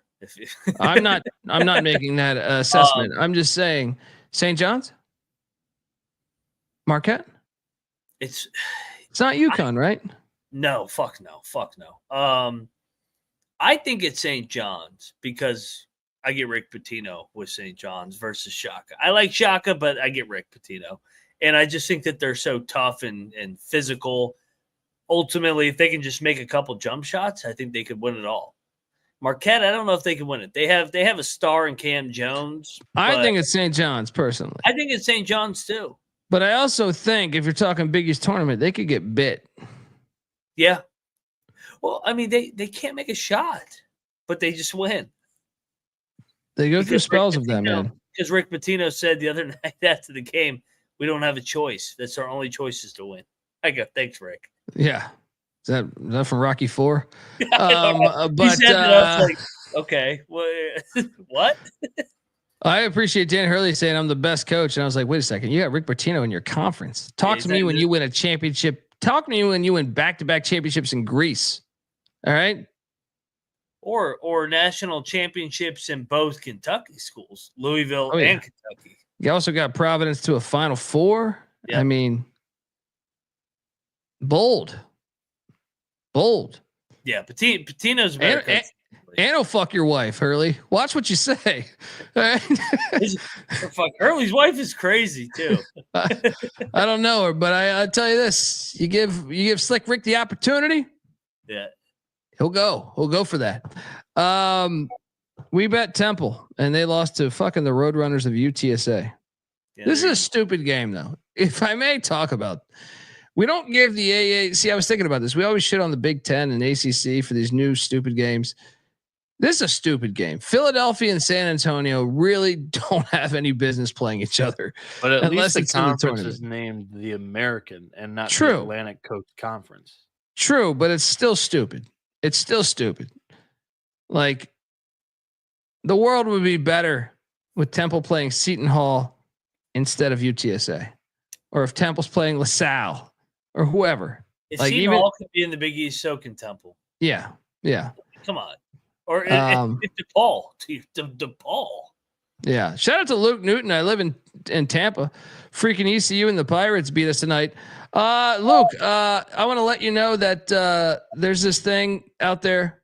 We believe in the Pirates, in the spirit of ECU.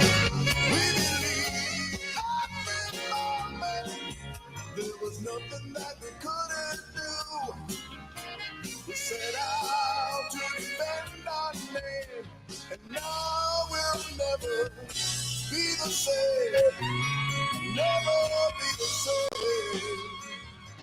'Cause we believe. Oh, I'm sorry. Colgate lost for us too as they took on American. This one was frustrating. We had a 4-point lead with about because I am a part of the fucking team. We had a lead with about 3 minutes left, 2.5 minutes left, 4-point lead. Hey, Colgate, make some fucking free throws. Make some goddamn free throws, please. This Patriot League's going to be a fun race. Colgate's not as dominant as they were. Honestly, the free throw line is the reason why American won. Colgate was 15 of 22, 68%. American, 81%, 26 of 32. Hey, by the way, it was kind of lit at an American. It was see fun. the crowd there? It was fun. It was They fun. They showed up for Colgate. That was another environment where I saw, okay, American, you got some people in the seats. Yeah. But we bounced back. Well, first off, you did not bounce back because you took the Oregon Ducks, but there was a court storming at a legendary arena. I didn't bet this. I'm just going to play the music. I'm going to play the music. And I was asked this today on Sports Grid. What are you doing with this Oregon-Minnesota game? Yep. Oh, take Minnesota on the money line. I didn't bet it. Yep. Bieniek.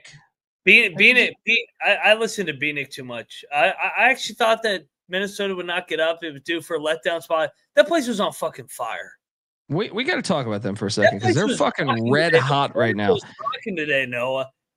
I don't want to hear any more about this Barn shit. The Barn is a good. He's a hater. He's a fucking hater on this, man. He's too close to home. It's like asking me about NC State.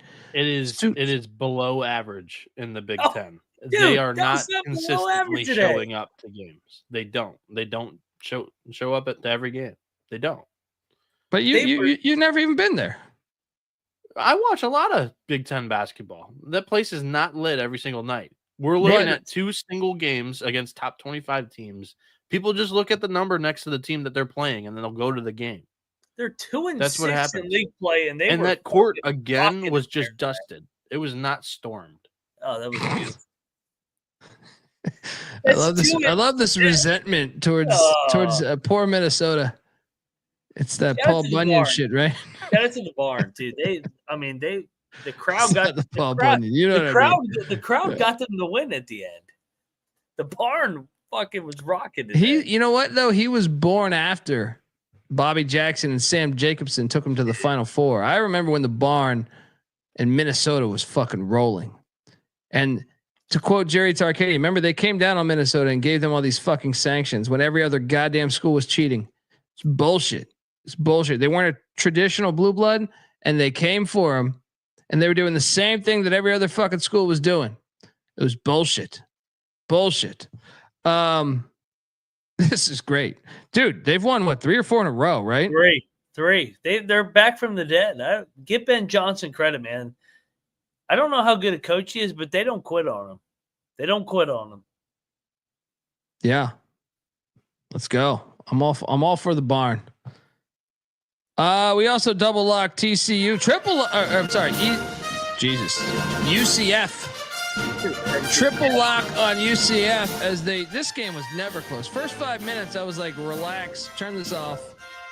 85-58. Should have been our 401k on this game. Good Lord. I think I said, I could be mistaken, but I thought I said this is my number 1 play, right? Maybe. It was up there. It was in our top 5-6. I mean, they destroyed them. And how about EKU? I watched this whole game. EKU 81, Florida Gulf Coast is double lock. I'm curious, Mac, if I asked you, what's your favorite conferences to watch besides the Big 12? Because we know the Big 12's got Dub V in it. Because the A-Sun is building a strong case. I know I'm a big West specialist and a SoCon guy at heart. A-Sun is pretty damn fun. Well, I mean, beyond West Virginia being my team and alma mater and where I worked, it's the home court atmospheres is what I look at. The Mountain West, I love. I love the Mountain West. I always preach the Mountain West. I like the A-Sun, though. Like you said, I think the A-Sun has some underrated home court. I love it's like a Sunbelt football junior. Yes. Sunbelt basketball actually doesn't pack that many lit environments. I think the A-Sun actually does a better job. Well, and Missouri Valley is probably my third.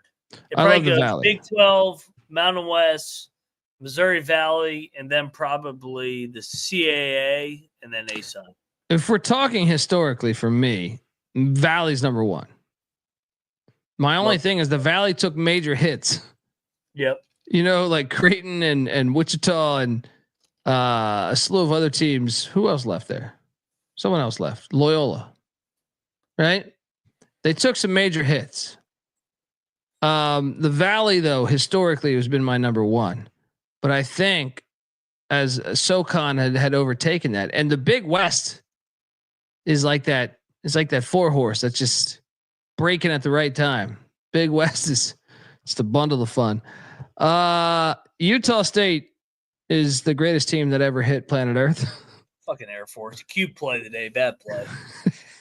Utah State won by 30. Hey, I bet North Dakota. The line finally came out. Do you believe that? And we covered. The only problem is the other one didn't hit. How about Northern Illinois beating Ball State? You dealt them a death blow last night, saying, and then they come out and win by 10. They were listening to the show, man. What happened here? I can't tell you. I didn't watch it or bet it. So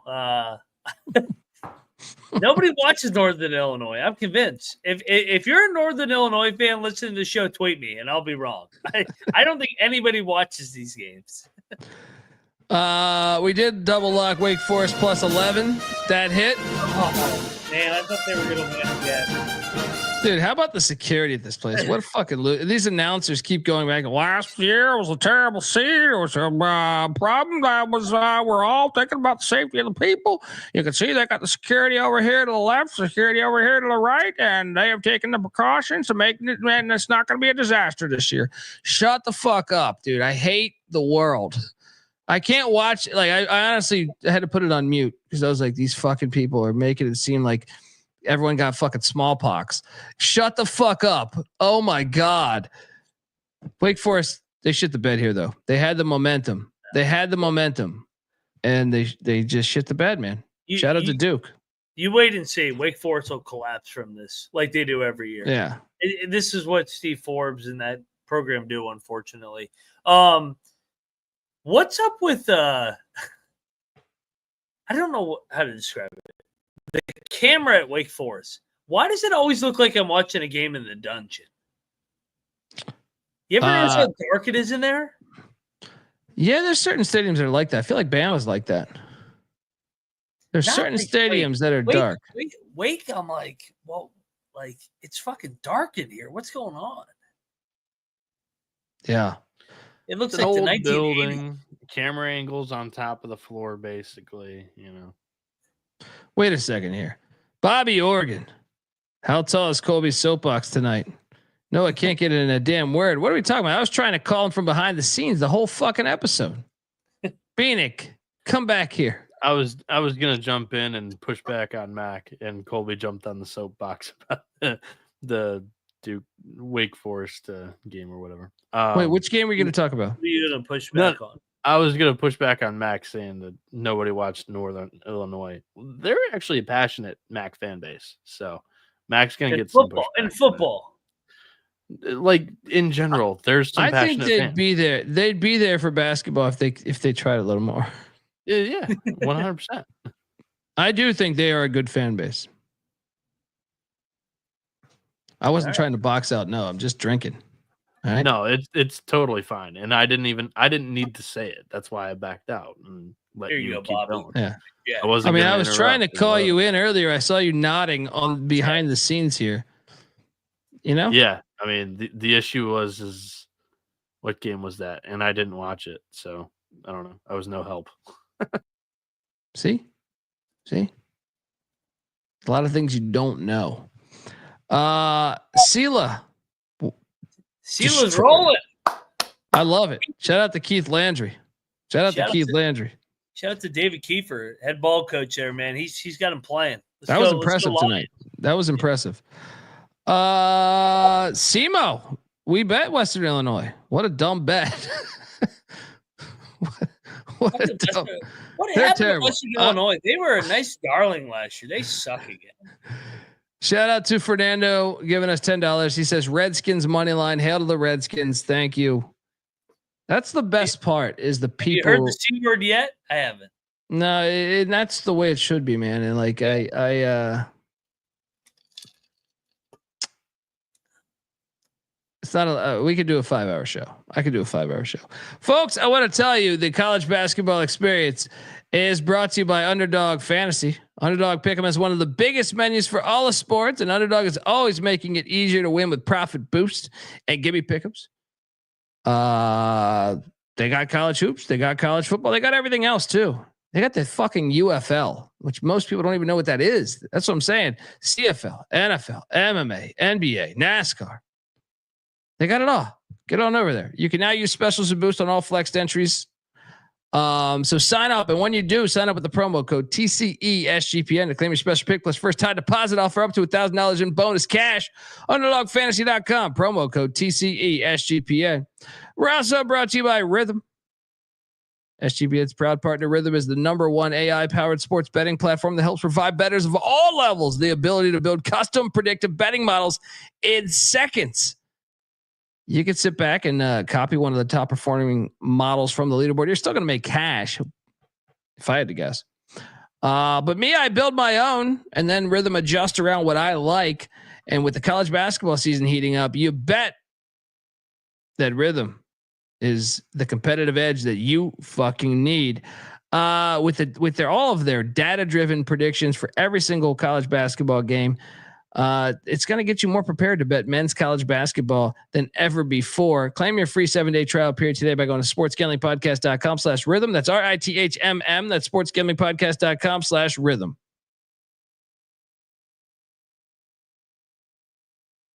I enjoy how they say they slide in men's. They slide in men's. Oh, for men's. Shout out to Charles Walker. There we go. Charles Walker, dude, I'm gonna be in Memphis one day, dude. We're gonna hang out, and I know the vibe. I think we're on the same page. Thank you, John. Appreciate you there. Confidence always soaring after that. I appreciate the comments. You guys help me. Southern Indiana beat Eastern Illinois, and we bet Eastern Illinois. Dude, we should have never went against our boys. Hey, they won 4 in a row. Yeah, EIU's fucking terrible. I'm never touching them again, dude. They're a terrible basketball team. They're a terrible basketball team. Mark Simmons not doing well. We did have Tennessee Tech on the money line. Took overtime. 89-85, they got it done. Let's go. But we did eat shit with Utah. We actually bet Utah. What the hell was this? Utah's worse than Colorado. Watching both the games tonight, I'm convinced Colorado's better than Utah. Well, I don't know. Utah can make shots, so they're soft. They're white. They're very white, is what they are. Well, have they ever never been? Radford 82. Groundbreaking analysis from Mac on Utah. No, I mean they just don't have athletes. They're fucking white as shit. Well, here's what's crazy. Like Utah needs to hire me. How Utah goes all over in college football. When I started watching college football, it was the early 90s. They had like Scott Mitchell, late 80s. Scott Mitchell with a quarterback.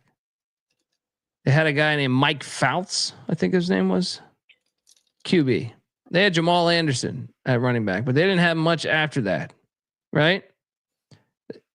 And then after Urban Meyer got there, Urban Meyer passed that torch off to Whittingham, and they went into LA. They went into San Diego. They went into Vegas. They went into Phoenix. They even go into fucking Texas and Florida. They get athletes. Basketball in the 90s was going to national championships or won with Andre Miller. Was it Andre Miller on that team? Andre Miller and Keith Van Horn. I think so.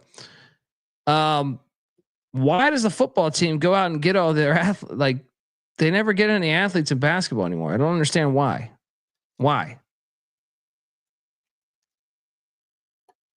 Don't have an answer. I mean, it's been like 20 years since they actually went and got a guy. Yeah, no, they're not athletic enough. Well, but there's an easy path Don't recruit Salt Lake. The Mormons. Recruit other people. You know what I mean? That's so funny that it reminds me of so ESPN was so quick to turn off the end of the Tennessee Auburn game and it put on X Games, right? The first fucking skier down the hill was from Park City, Utah, Mac. Go. Yeah, I don't understand it though. It's like you have a program that went to the national championship. There's a blueprint here. Go get some players. If Gonzaga can do it, why can't you? If we've seen a ton of teams in the middle of nowhere get players. Why can't you? I don't get it. You have money. Money talks. Let's go. Too many white guys. We double locked Radford. Easy. That cashed.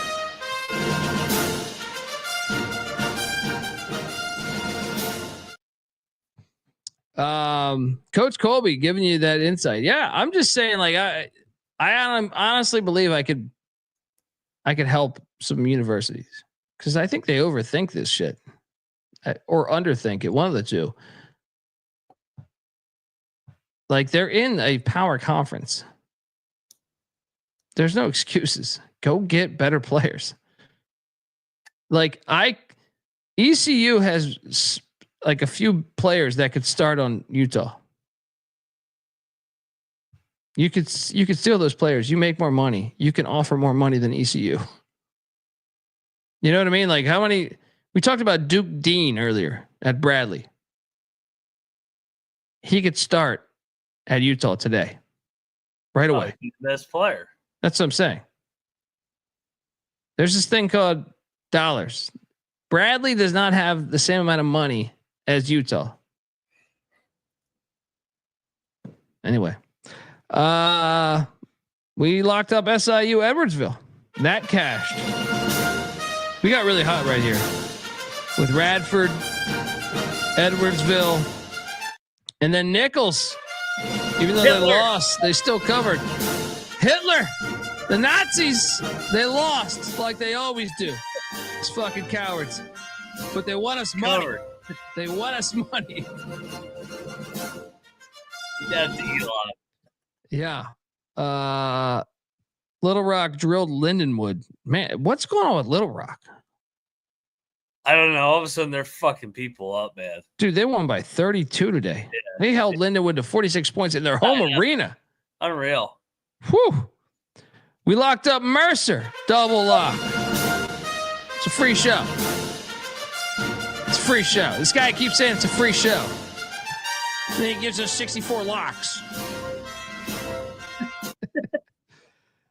Texas Southern survives Alabama A&M. Not sure who the fuck we took there. Didn't watch a second of it. Portland State, Idaho State. I didn't watch a second of this, but I did pick Portland State, and these Vikings are offending people in Fairborn, Ohio, but they're winning. They're winning. Nice. And did you bet Virginia Tech? Yeah, dude. They fucking were within like 8 the entire game, and then the second, like last 5 minutes, Clemson just blew their ass out. There was nobody there again. Good God. It's time for a change. Yeah, it really is. But we locked up Cal Poly. Change is already paying off with that John Madden money because they got their first conference win in how many games? I think it was 30. Let's go. Mustangs, get it done.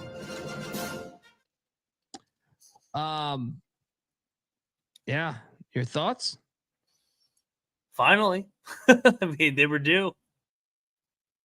Yeah, I mean, they still gave up. Devin Askew had 35 points today. Yeah, I did. Yep.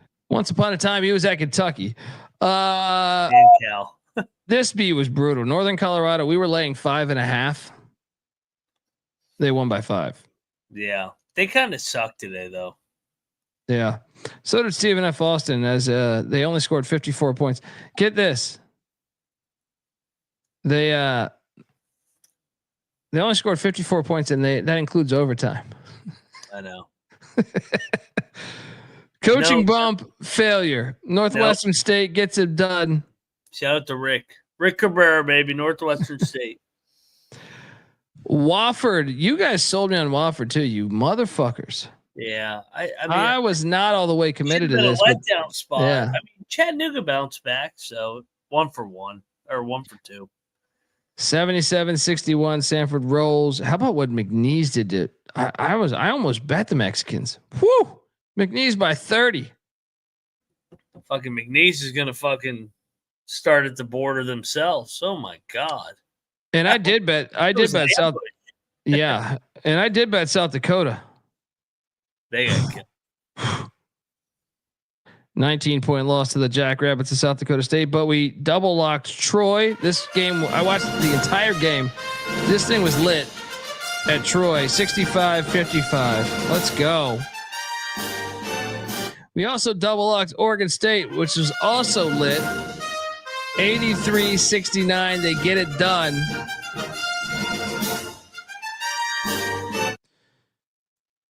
And I'm kind of disappointed in you. You talked me off Mississippi Valley State plus the points. You know they covered with ease tonight. Of course they did. They were only down 4 at halftime. Unbelievable. But our darlings, and that's the biggest takeaway from this Saturday, is that nobody can get in front of our Houston Christian. Dude, they're fucking old. 86-76. Get this New Orleans privateer bullshit out of here. How about the Flaming Libs, though? We should have known. I regret telling our good clients, because Falwell's got a history of jerking off in the corner in South Florida while someone fucks his wife. How did I not forget? The problem is this is a Saturday game. This was a Saturday game. We should have known Liberty was a smash spot because he flies the team there all the time. I'm sure the whole team's fucking his wife. While this is a hot spot for Falwell. Oh yeah. My mistake. Flaming Libs. I mean, I took Liberty. I just didn't bet it. It's a hot spot though. They fly direct. They know everybody. Pilots fucked his wife. Everybody. The old cuck job. Not talk. That's good. All right, I'm pretty mad at this game though, man. And I want to give Dennis Gates some respect. Ole Miss gave us a lemon tonight. They gave us a fucking lemon. Dude, fucking Missouri's had it. Dennis Gates is a good coach, man. He's a good coach. He doesn't get the How respect. did he go 0-18 last year? But year one, he was fire. There had to be some like locker room shit last year. Yeah, I guess. It's one of the crazier stories. How did they go 0-18 last year? Did they lead wire to wire in this? I feel like they did. Pretty much, yeah. It's a good win. It's a great win. Good win. I loved Ole Miss here, man. I ate shit on this one. Me too. I put a good amount of money on that. Like, look, Ole Miss lost 3 straight games and they got Texas next. No, they're gonna smack the fuck out of Texas. They better, because if they lose that, who's the coach of Ole Miss? Chris Beard. Yeah, I understand the reference. Oh, yeah. I get it, but I'm saying fuck out of them. Auburn and Kentucky are after that. Yeah. Well, I mean, they haven't won since they won at Alabama. Well, they better win or they're gonna end up in the NIT. Davidson shit on us today. Oh my God. How the fuck did we not cover this game? We had led the entire game. We had 4.5 in the Spiders. We lose by 6. Fucking unbelievable. Fucking Staples. God. And then I'll let you have the floor here. And I didn't bet this out of respect to you. Oh God. But Kansas State 73, West Virginia 60. This place was rocking tonight. Yeah, what the fuck? This place was rocking tonight. You would have thought Hugs was coaching tonight when K-State came out of the woodworks, because they always showed up when Hugs came back because he coached them for a year. Dude, we walked into a buzzsaw and got fucking annihilated off the tip. Yeah. Like literally never a game 14-2 first media timeout. I'm like, oh, this game's over. Breeze is hitting a little bit of his first year wall right now. But I mean, he's overachieved like crazy. And then let's get to this North Alabama Austin P game. A little dust up. This game was awesome. I mean, honestly, Austin P had no business getting this game to overtime, but they did. Yeah. This game was going on in the middle of the Kansas game. There was like 3 or 4 overtime games on at once. Yeah. It was fantastic. This place was lit. North Alabama. What? Austin P doesn't shake their hands afterwards. I know that's bullshit. Yeah, it was chippy. Very chippy there. But you didn't bet this, right? No, stayed away. I bet Commerce. I think you did too against Lamar, getting 9.5. They lose by 3 in over. This is one of the games that was in overtime at the same time. They ever gonna win? They had their chances tonight. Yeah. Southern drilled Pine Bluff, and then we double locked La Tech against Middle Tennessee. Yeah. Took a while. Middle Tennessee fought tough.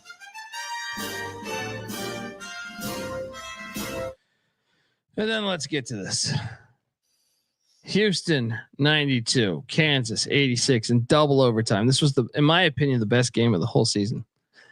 But I also, at the same time, will say, how the fuck do you not have a bet? Like, some of this has got to be at Bill Self. Like, look, Bill Self, I actually think the best coaching job of your life was at Tulsa with Eric Coley back in the day. Because winning at Kansas, to me, when you're part of the shoe contract shit with all that pre-NIL stuff, I don't think it was that hard. Now, I still think you have to be good. But I can tell you this, watching tonight, that some of that's on him, man. Some of that is on him. How do you not have a fucking play out of the fucking, what? It was 2 different instances, right? What's up, Enoch? Twice, but at the same time, if DeJuan Harris makes 1 free throw, a 5th-year senior, he was the point guard. But he can't shoot. That's the knock. I'm not asking you to make both. Yeah. I'm asking you to make 1 free throw. I understand. And the game is over. The game is over. It should have still been over, man. I'm telling you, like, I'm not exaggerating this. Been doing this show for a couple years. This is the toughest loss for me, in terms of how much I had on this game and who lost this game, what coach lost this game, what building lost this game, and how they lost this game. Like, I can't believe they lost this game. They blew 2 different 6-point games in regulation. They should have won in regulation. The game was over in regulation. All they got to do is fucking inbound the goddamn ball. And then in overtime, the game is completely over. Houston's done. They're thinking about going to the tunnel, not get ran over, blah, blah, blah. And fucking Harris misses both. Guy makes a 3. Then all they got to do, honestly, on the inbounds play, throw a baseball pass and the game's over. No, he throws it right to him. They hit a 3. Bang. And I'm like, you've got to be kidding me. And I want to call it Hunter Dickinson. He is the sorriest, most overrated player in college basketball. And he does suck. I hate him. I hate watching him play basketball. He plays, dude. The Juwan Roberts play was everything, man. Juwan Roberts gets the ball. They go ISO to him in the post. He misses the shot, but there's like 3 Jayhawks. He battles. He gets the offensive rebound, misses again, gets it back again. Between that and between another rebounding play, Hunter Dickinson just doesn't want it. Didn't do any. Hey, let me ask you this: Roberts is the toughest bad motherfucker on the floor. In the chat, did anybody see him make 1 play with his right hand the entire game? No, the entire night. Left hand, left hand, left hand, left hand. And how does Dickinson not accept that challenge, getting paid $1 million a year, say, all right, we're going to win the game? He's a lazy player. Dickinson's a loser. He's a lazy player, man. That like, I saw this shit at Michigan though, dude. Like, there's moments where like you're just sitting there like you're a lazy player. Yeah. You play. I don't know. Like it's like he's extremely talented, but at the same time, man, he didn't want it today. No, Houston wanted it, and Houston snatched it. Houston had no business winning this game. No business winning this game. They kept fighting, man. They wanted the win, and they're feisty. They're feisty. That's what I love about any Kelvin Sampson coach team, is they're feisty. Juwan Roberts, to me, that play actually to me was probably almost just as important as I actually think it was more important than the fucking turnover. Yeah. Because it was like it showed it was a perfect metaphor for the game. It's like this guy is not trying, like, he could have boxed out because he let off. Yeah. He let off to another defender and still couldn't get the rebound. This game was ridiculous though that they won. This and Boston College, like Boston College and Kansas are on the same page today because both were very similar in the way that they could not inbound the ball. This is worse because your league title. Yeah. Well, no, I mean, this is worse because of who did it. Yeah. This is Kansas. This is at the Fog. Yeah. This is like, what? They never lose here. It was only his 17th loss in 22 years in that building. And they can't hold a 6-point lead with 10 seconds because they can't get the ball in bounds. Well, that's what I'm saying. And that's why I put a lot of that on Self. I don't know that, like, I just don't know. You had an easy pass before when you could get the best players, you and like 5 other schools. I remember you at Tulsa, so I'm not going to say you're a bad coach because you took Tulsa to the fucking Elite Eight, if memory serves me correct, or Sweet 16, one of the two. But man, watching today, I was like, how do you not have a play? It was similar to the Earl Grant shit. Out of a timeout too. Unbelievable. Hey, the young kid for Kansas is good though. The big kid. They should play. He's better than Dickinson. Dude, they should he bench tries Dickinson. harder. If they bench Dickinson, they could go to the Final Four. If they play his stiff big ass, they ain't win anything. That guy's that game was awesome though. If I'm talking, I lost money on it too. Not as much as you, but I'm saying I thought that watching that game I was like, this, you just don't get this anywhere else. Like this environment, everything. Awesome. This is awesome. This is probably the best basketball game of the entire 2025. I'm sure the tournament will give us some classics, but I'm saying tournament doesn't give you that Kansas environment. So there is a value to a regular season, despite what people say. That was a fucking awesome game to watch. Hey, real quick, Zeke Mayo. How do you they got the 5-second call. How do you not call timeout? Yeah. And is it I know we're blaming Self, but as a player, dude, how do you not call timeout in that situation? Yeah, no, I agree. I mean, I'm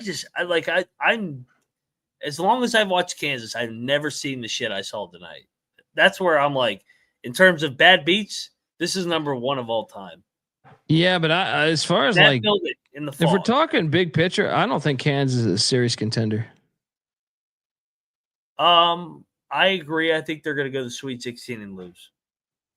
Yeah. If anything, I think Houston even has a higher upside just because they have that it factor that I speak of I don't think this Houston team's as talented as the years before, but they still have, they're still dogs. And I love that about them. Yeah. No, I mean, you kind of look at the two. I mean, Self is kind of catered to the Dickinson crowd and Sampson has embraced his dogs. And I don't think Houston's the best team in the Big 12. I think Iowa State is actually much better, but you got to give Houston credit tonight. That was an unbelievable win. Yeah. Great game. We double lock Notre Dame. Virginia. Hilarious. 15-point win. Fresno almost beat Colorado State. We didn't bet that game, but we double locked Charleston. That hit.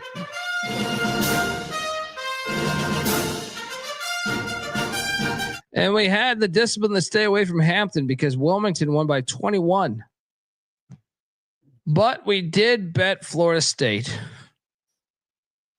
Stanford covered against Florida State 78-71. Yeah. Saudi Arabia State always fucks us. Circle of Trust, I bet Western Michigan. After Bieniek put that clip up there yesterday, I was like, it's going to be a close game. Nope. Central Michigan won by 21. The place was packed, though. Merrimack drilled Fairfield. ODU, we should have bet ODU. They drilled Coastal Carolina. Yeah. What about what Lehigh did to Lafayette? Rivalry game. Oh, my God. They were up like 50 at 40-point win. We did double lock San Jose State, and we got that correct as they drilled Wyoming. Gonzaga drilled Portland. You picked this correctly. I picked Portland. I didn't bet this, but yep, nice job by the Zags. I'm not. Did you bet UConn? Yeah, I did. I tried to buy him at the low. Nobody wanted him today. Well, we had I guess a secret battle. Yeah. After doing the grid and talking about this game, I went in on these Musketeers. 76-72. They got it done. I just thought, and this place was rocking tonight too, man. God damn, the sport's great. They said This place early 90 minutes prior to tip. Yeah. Sean Miller called him out after the game, said you need to be lit for every game, not just UConn. Because he was like, the reason why we got blown out by St. John's is we didn't have. Oh, shut the fuck up. How about you coach better? Fucking Sean Miller. He blew a 17-point lead earlier in the week to Georgetown. Fucking these coaches and their goddamn ego trips. I'll tell you what, Self called the fog out. The fog was not the problem today. The fog was not the problem today. That's what hurt even more. I took fucking Kansas Live plus 400. It should have been the easiest fucking winner ever. These coaches are fucking delusional. Good Lord. I don't think I've seen a game at the Cintas Center. I mean, like on TV, from a TV point of view, that wasn't good. The best team in America. Omaha. What is wrong with this team? What is wrong or what is right? I mean, they're on fire. 84-76 against you. I know you bet Bob Roberts. I had the discipline to stay away from this freight train known as the Omaha Mavericks. They're never again. They haven't lost a game, folks, since December 15th, and it was to Iowa State. This team is incredible. That shows how good. How bad did Iowa State beat them? Oh, let me go back. By 22 or no 32. So what was their Iowa State actually looking back on it? Yeah, what was their first win after that Iowa State game then? What game was that again? I have that. It was Cal Poly in a close one. Yeah, I remember that. In a close one. Yeah. Yeah. All right, I'm pulling up their pinned tweet here. Give me a second, and we're gonna play this. We're gonna have some fun. I think this is their 5th straight game doing this, and it's getting more popular. So that's why I was like, Mac, we got to land the interview now if we're ever gonna do it. So, dude, they almost beat Minnesota at the barn. Only lost by 4. Yeah. Another trash can, huh? Yeah. Can someone still explain this to me? That's why I'm like, Mac, you gotta interview this guy. It's just like an Omaha joke. Get it on the show.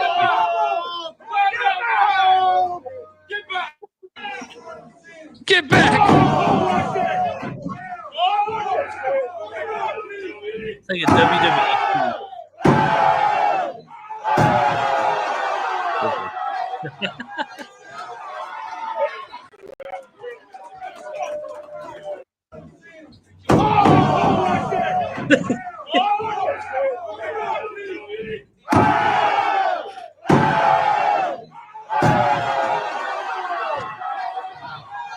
I love how the players are all in.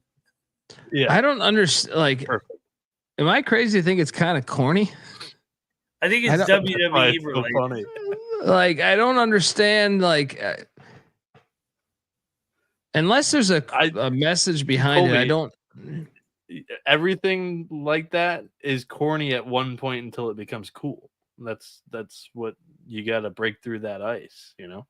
Like, you're talking to a bunch of 22 and 23-year-old guys kicking trash cans. They're going to think that's like stupid until you're rolling. It's the same thing as Jim Harbaugh singing Jolly Good Fellow after a win with the San Diego Chargers. But there's no trash in the trash can. Well, if there's if there was trash in the trash, no, but that's what would make it cool. I think it's something like wrestling related. Yeah, maybe. Like if there was trash in the trash can, I think it'd be better. If you're saying fuck this place, I think it bad sells. Take from Colby. He doesn't have many bad takes, but I like it because I see the players are into it. Yeah, it's something that it's as long as the locker room's into it, do it every game. Correct. Keep winning. Yeah, I just don't get the social media attention for it. Then though, like, I think the first one took off, and they've taken it to another level. Yeah. I just, even if I was one of the players, if my coach did this, I'd be like, "What are you doing, dude?" Unless someone can explain to me the message behind it, especially with it being an empty, it's like a prop. If it was like the real trash can, I think it'd be way more legit. That's what I mean. I think it's a wrestling reference. Imagine the arena. Like, oh shit, we gotta go buy a new trash can now. Nah, they bring that shit, dude. That's what I'm saying. That's what I'm saying. They don't bring it. They bring it. It's a different can every. I'm telling you, I've watched all these videos. It's a different can every. Well, it doesn't have trash in it though. There's no disrespect. There's no disrespect to me. If I'm the arena, I'm like, they wanted disrespect other than just destroy your trash. Well, that's the ploy, though. When they tweeted out their final score graphic, you know how every team does their graphics, tweeting out the final score. The caption was, "Beware of your trash cans." So I don't know what's going on, but this is a fucking Nebraska joke. It's like It's like my guy J Mark. Shout out to J Mark. But sometimes there's jokes where I'm just like, that's some shit in the Midwest. I don't get it. I just don't get it. I honestly think if I was around the roster, I'd be like, what are we doing? Why are we doing this? Could someone tell me another reason why? I'm not trying to hate on it. I'm just saying I don't understand it. I don't understand it. Now, if it was like, if your coach came in with the fucking loaded trash can full of beer and fucking hot dog shit, it would be awesome because then it's like, oh yeah, fuck this place, you know. Instead, it's just like, okay, back away, guys. I got this trash can that has no damage to it. Yeah, nothing's in it. Bob Roberts, why is there a pole right in the middle of your visitor's locker room? Bob Roberts. What are we doing? Their enrollment's like what? Like 100 people. That's why I'm saying the WWE reference where they're using the pole to throw the trash can at. Yeah, you might be onto something there. Maybe, I think it's wrestling. Using the chair. I haven't watched wrestling since fucking Hulk Hogan was in the WWF. Yeah, so. But I mean, he took out a baseball bat. He did a drop kick on it. Like, well, shit, a baseball bat's a prop in the wrestling. Yeah. Yeah, I was thinking the baseball bat for Omaha for obvious reasons, but maybe it could be wrestling. I don't know. Yeah. Either way, anyone listening to this, feel free to send us more information. Shout out to Omaha. They're on fire. That's another thing. You could light that on fire. That'd be great. St. Thomas. Tommy's. We were on that. Heading into UMKC. Covering the 2.5 by 0.5 point. And then Wazoo. Covering the 5.5 or 6.5, whatever number you got it at. Wazoo should have won this game. Did you watch this? Oh my god, they're gonna think about this one for a long time. They were up what 90% of this game. 80%, yeah. They're gonna want to vomit on this one. Shout out to once again Randy Bennett. Dude, they're still undefeated in league play. This fucking team is unbelievable right now. We also have double lock on Southern Miss against Louisiana. It's a sharp angle for us. We hit there. Oh, double lock on the Miami Hurricanes. We hit there. Oh, you locked up LSU. You hit there. Against Bama. Bama wins by 7. How about Miami real quick? They almost didn't cover it overtime. Still, they almost won outright. I know they had a were large going to win outright, and I'm like, oh my god, they're not going to cover it overtime. Next up, Tennessee, Auburn. This game was a rock fight. Yeah, Auburn did not cover. I ate shit on this, but yeah. Your thoughts? We should talk about this. I didn't think Broome was going to play last night. If I knew Broome was going to play, I would have taken Tennessee, because the game where the guy comes back, we got to ease everybody in, and Auburn didn't look good tonight, but they found a way to win against a good team in Tennessee. I think that speaks to how good Auburn is. That was just a great game in the jungle in the 50s. I thought they were going to lose for a good part of this. Yeah. Pulled this out. Janai Broome played 16 points, 13 boards, 4 blocks for a guy that almost didn't play. Yep. And then how about this one? Oklahoma 65, Arkansas 62. What a choke job. They're up 7 with like 7 minutes left. I'm fucking on fire with these games. I didn't bet this, but damn it, I said they're going to get Georgia. They'll lose to Oklahoma. And they'll lose to Kentucky on what? They get a week off, right? No, they're going to beat Kentucky. No, they're not. In Lexington? No. That'll be the one. That'll be his one Super Bowl miracle. So Clark did some investigative journalism saying Omaha's coach during practice kicked a trash can after he said they had no passion. He kicked it so far that after they won their first game, after saying that, the kids wanted him to kick a trash can in the locker room there. He also said he's now finding new ways, creative ways to plummet the can now, so the team gets hyped to see what he comes up with.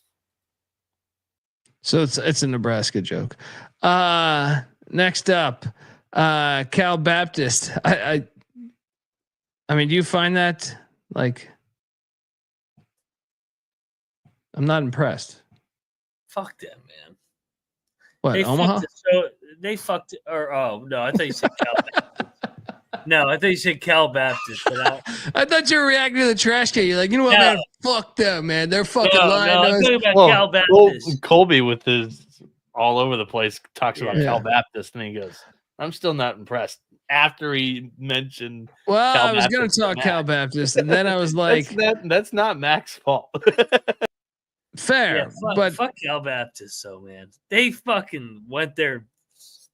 Fucking cowards. They sold the other night. Yeah, Hunter Vic. I mean, I'm with you. If it makes players happy, cool. It just doesn't need to be a social media phenomenon. Then, like, I don't. Yeah, I love it. I don't need to see it. Here. You know what I mean? Like, I don't care. No, I mean, if you don't need to see it, don't go to Omaha's Twitter page. I don't. I'll keep showing it during the show, though. Believe it or not, I've never been to Omaha's Twitter page. Never once in my life have I been to Omaha's Twitter page. You have the TCE account following the Omaha basketball Twitter page. You have that account following like so many of those teams. I'm like surprised. Doesn't mean I went to their page. You're gonna see some stuff occasionally, and then when it takes off, like all their trash can videos do, you're gonna see it. But I never saw it. You showed me it, right? What's Kobe saying? I don't know. I don't know. I just wish there was a better story. Put some trash in that shit. Make so it's more disrespectful if you trash that whole locker room. You say, clean this shit up. We just went to your fucking house and won. No, am I the asshole? Santa Barbara pushed. Son of a bitch. I hate shooting 2 free throws. It's Shooting 2 free throws. The fairy team, man. Oh yeah, they went 1-1. God. Grand Canyon 79, Utah Tech. You bet Tech, didn't you? I almost said I didn't. Pulled off. Okay. We ate shit on New Mexico State and UTEP yet again. New Mexico State lost outright. How about Jacksonville State, by the way? 2-0. 4 in a row. Ray Harper and company at the Gamecocks, Noah. Then Kennesaw. UTEP. Kennesaw covered. Kennesaw's playing good, man. Yeah, but we covered with the Brawl of the Wild, double lock. Montana 77, Montana State 70.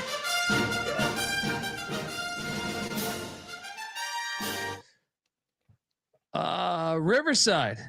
Not Baptist. Riverside and Bakersfield. Good God. We bet Bakersfield. We ate shit there. And this is what I mean. The end of the night went cold here. How did we lose this game? They were up a good portion of this game. They were up the entire game, and then the fucking idiot intentionally fouls with a minute left, and it changed the whole momentum. Fucking idiot. And then Utah Valley took down Seattle. You brought me in on this one. It made sense, though. Is Utah Valley ever going to lose? I mean, what the fuck is this team? Then you had Steve Alford play. Oh. Coach, I'm sorry. He didn't play. He coached. His team played. Is this seed hot? Nah, it should be. That team last year. He's not a good coach, man. Oh my God, he's awful. How do you lose at home by 20? I know San Diego State's good. Brian Dutcher's got a good program, but like this is like a rebuild. This is a fresh team. They lost to UNLV. They needed a buzzer beater. Yeah, they suck on the road. This is like, come on, Alfred, fucking wake up. Terrible coaching job. San Diego. Well, honestly, like, yeah, I'm thinking of like who's done a worse job with their team. Alfred's top 5. Yeah. San Diego kind of backdoored this from at least the point that I started watching. Because when I tuned in, and like San Francisco, I think was up 17 or 18. San Diego cuts it to 12. Didn't bet this, but dude, we took Pacific. What the fuck was this? Oh my God. They only scored 44 points at Pepperdine. This needs to be investigated. This one needs to be investigated. That's awful. Irvine drilled Hawaii. San Diego, UC San Diego rolled against Northridge. That was impressive. And BYU drilled Cincinnati. I think you were on the wrong side of that one. Cincinnati sucks. We finally made it through 2.5 hours. We made it through. Game balls. Where are you going? I guess Houston. Well, all right. I gotta take Houston. I'll take Houston. As much as I'm pissed off that they won. I mean, that's fucking. You wanted the fog. Yeah. Yeah. Worst best game ball ever. I mean, Max it's doing the Houston. It's the worst beat ever from a gambling standpoint, but you have to give Houston credit for somehow winning the game. I will give Texas a game ball, and you know how much I hate Texas. So exactly, you need to give me respect for giving Texas a game ball here, or not. I don't give a shit. But what are you? What's game ball 2? Vandy beating Kentucky. Not a fluke either. Oh, you Kentucky fans, your team's not very good.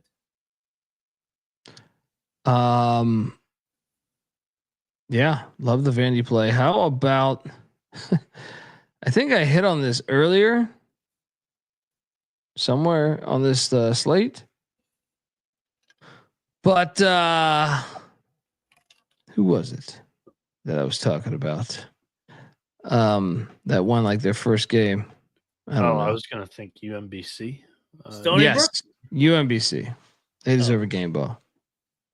They deserve a fucking game ball. UMBC going to Vermont, where the last time they won that game, a game at Vermont was when they beat UVA in the first round of the NCAA tournament. No, the one that you wanted to give a game ball to was West Georgia. There you go, Mac. The floor is yours if you want to hit these Wolves with the game ball. No, I'm going to skip the Wolves. I can give it back to you. I'll apologize to the Minnesota fan base because Bieniek has a all-time bad take that the barn is a bad place. That place was rocking. Great win against Oregon. Good job, Ghosts. If only they hit their trash can in their fucking locker rooms. All right, their empty trash can recently bought from Home Depot. He would then love the barn. Give me West Georgia. Yeah. Yeah. I mean, 20-point win. You're brand new to the fucking D1. They fucked them up. Yeah. Let's go. All right. Finally, I have slides for tomorrow. There's actually games tomorrow. I was going to say, what, all 10 games? Well, how are they going to deal-list this on Friday and Sunday? Why on Friday do we get 13 games and on Sunday 13 games and 154 on fucking Saturday or whatever the number was? Duquesne is in the Bronx taking on Fordham. Vince Lombardi's alma mater. It's a little stinky, isn't it? Definitely. 6 straight losses for Fordham. Yeah, they are due. Yep. Double lock on Fordham, right? Yeah. Why would this line be this line? It's a sandwich spot for Duquesne for a reasoning here. They're coming off the Dayton blowout loss, and they got St. Joe's next. Yeah, I love Fordham here. They're going to win out. Get their first league win. Fordham hasn't won a game since December 21st. This is a risky bet by us because even with that, Fordham's wins, like the last time they won was against Albany, but it was by 4. To Damani's credit here, Mac, Ergo does come back this game, right? No, he's out for 4 games. Oh, damn. That's quite a bit. Fucking rigged fucking system here. Yeah, give me Fordham. Strange, but Maryland. Oh God, this is laying 2.5 at Indiana. Huh? It's a rematch of the national championship. Oh man, that was a fun one. Indiana's 11-1 at Assembly Hall. Maryland's 1-4 on the road, but that one win was just a fucking day ago, whatever it was, in Champaign. Curious what you guys are doing here because I have a play, but I want to know if we're all thinking cahoots. It's absolutely hilarious. What'd you say Indiana's record is? 11-1 at home. and their one loss is the last game. Indiana outright. Bieniek? I like Maryland. I think Indiana's checked out. Indiana money line. Lock it up. Battle.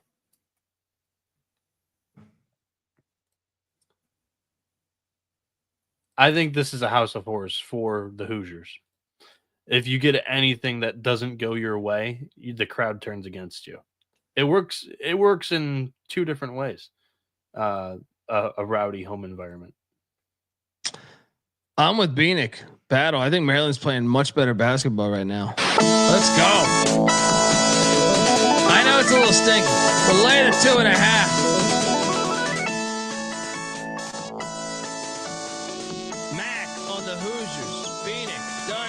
The Terps.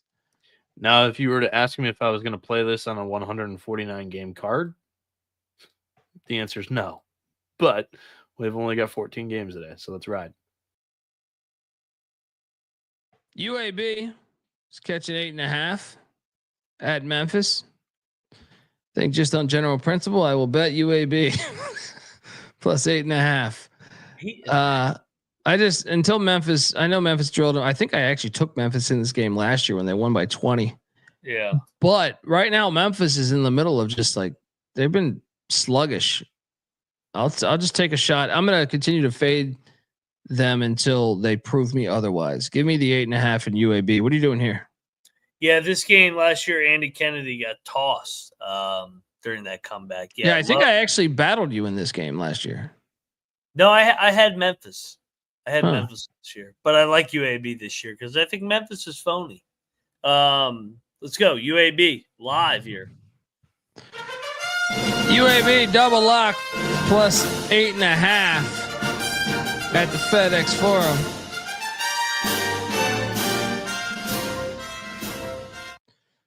Next up, we are going to Madison. Wisconsin's laying 8.5 against the good old boys from Blues Brothers, the main guy in the band. I want you. No one's gonna know that reference.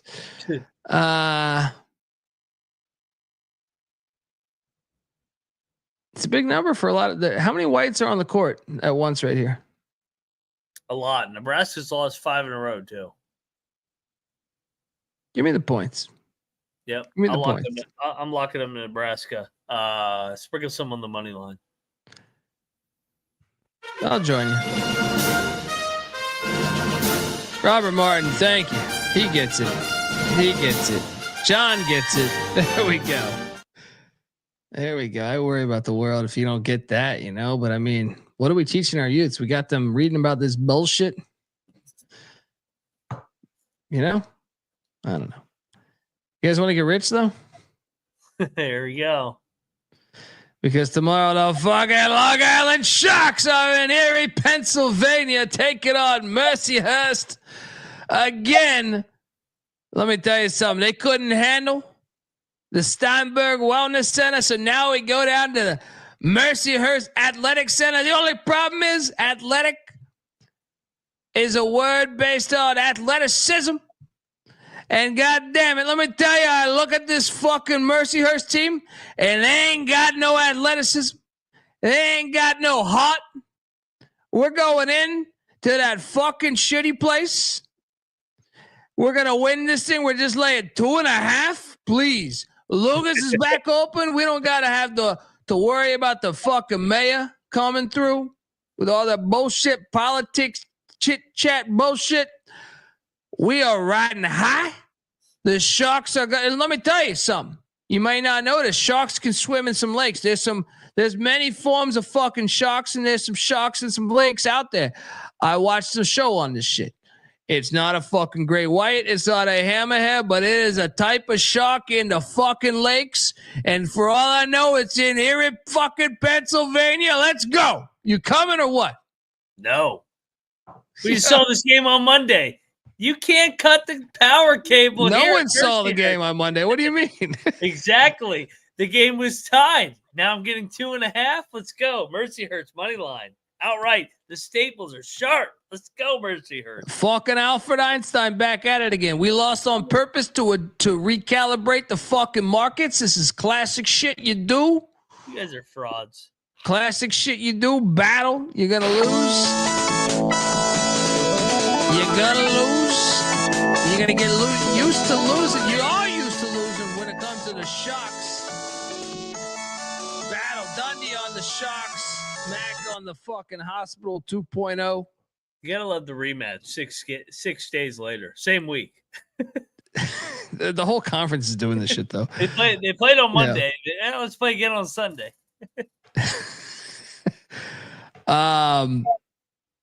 Next up. The Cougs of Chicago State are catching 16.5 now. Holy shit, it's gone up a point. In New Britain, Connecticut. Can never take them serious. As much as I love these real Blue Devils, they're in New Britain. Colby, sounds terrible.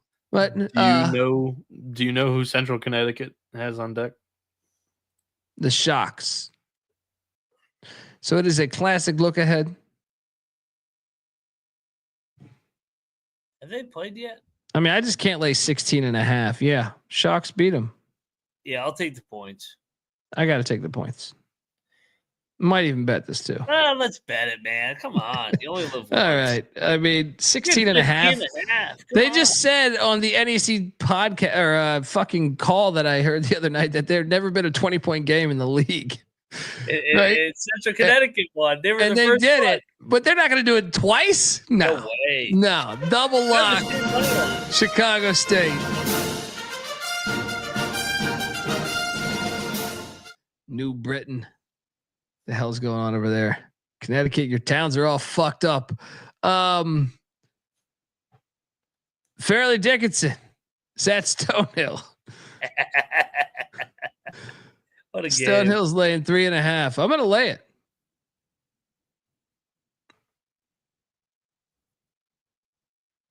I'll take the points. I don't know. It's a 3-point game. 3-point game. I'm not betting this one, dude.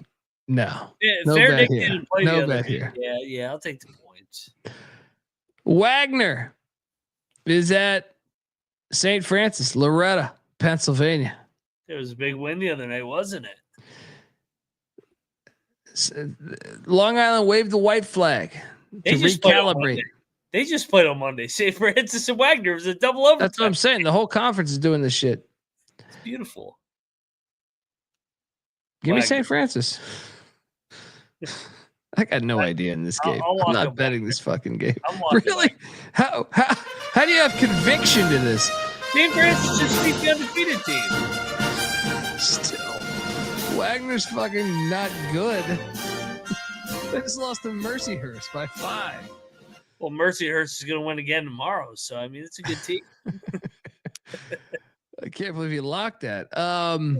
Yeah, I'll stay away. Give me St. Francis. Florida Atlantic is at North Texas, Denton, Texas.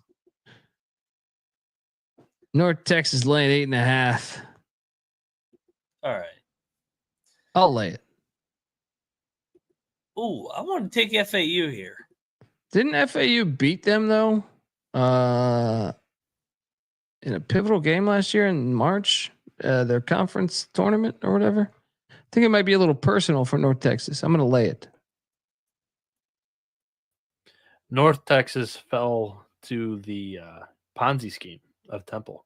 So, no, I'm talking about last year in the conference tournament, right? Yeah, they fell to Temple. I'm locking FAU. North Texas barely got over the finish line the other night with a couple of free throws. Give me FAU here. I think we get a 1-possession game here on Sunday. I'm seeing March 15th. Was this NIT? March 15th, Florida Atlantic 77, North Texas 71. That was the NIT, was it? No. Not that I know of. So it's the game that disqualified them? So Florida Atlantic lost to Temple. My apologies. No. I'm seeing Florida Atlantic at North Texas, March 15th, 2024. Florida Atlantic 77, North Texas 71. Yeah, I read the wrong team. My apologies. FAU got bounced by Temple. Yeah. My point is North Texas got bounced by Atlantic. I looked at the wrong team. Okay, I got you. I'm going to lay. So. I think it's personal. I'm going to lay the number. I'll battle you. Let's go. Where the hell's this music? Somewhere here. We got a battle. Dundee on North Texas. Mac on FAU. Jerron, I understand the teams aren't the same. Dusty May and FAU are gone. From FAU, a lot of the team is, but North Texas has some guys that are still there. UNT returned almost the entire roster, and they're still going to hold resentment against the program rather than the coach and some of the players. So, yeah. Next up, Northwestern heading to Champaign, Illinois. Julian Champagny. Northwestern's 0-5 on the road this year. Did you guys know that? We had a double overtime game earlier in the year. I will lock up the Illini.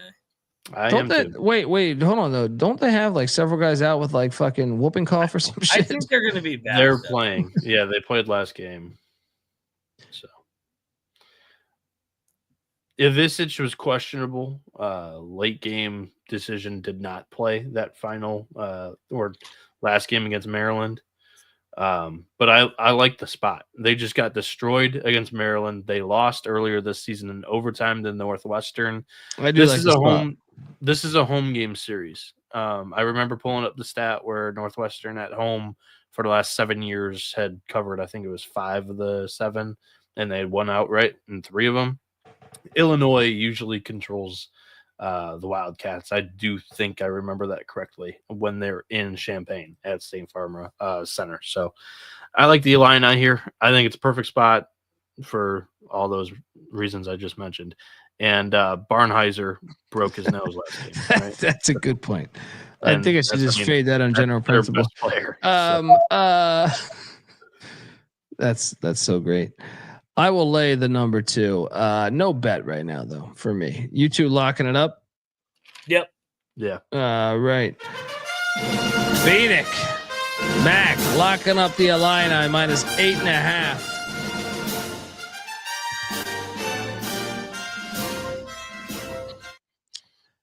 Next up, Wichita State's laying 4.5 in Tulsa. I actually like this game being played. They should play this. Well, I mean, they're the 2 teams in the American that just should be in the Valley or something. I don't know.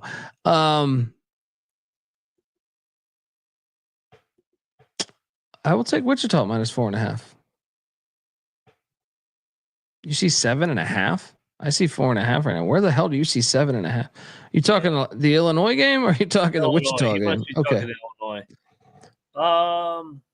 Yeah, I like Wichita here. They'll have the crowd. I just don't know about betting it though, man. This is the crowd. I don't even know if the crowd. There's gonna be like 6 people at this thing. Exactly. Yeah. And the people there will like Wichita more. Yeah, I'll take Wichita. I don't know if I'm gonna bet it. You betting this? Probably not right now. Yeah. Next up, Oklahoma State's in Lubbock, Texas, catching 18.5 points. I gotta bet this. Yeah, let's bet Oklahoma State. Yeah, 18.5 is just way too big. How about them Cowboys? Double lock. Bieniek, do we have a triple lock? No, this is the lock battle. I'm going in on the Red Raiders. You look at Oklahoma State, the last 4 games, they've gotten drilled by double digits in 3 of them. Their one win was Colorado. Sorry, Colby. No look ahead for Texas Tech. They've had 4 days off coming into this one. I think it's a drill spot. Oklahoma State. I think they're just kind of the punching bag right now. I like Steve Lutz as a coach, but the last 2 weeks have not been great. We got a battle in Lubbock. Bieniek on the Red Raiders. Dundee. 12-point game. Mac on the Cowboys.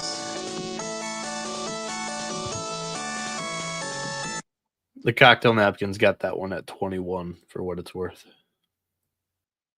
And then the game we're all waiting for.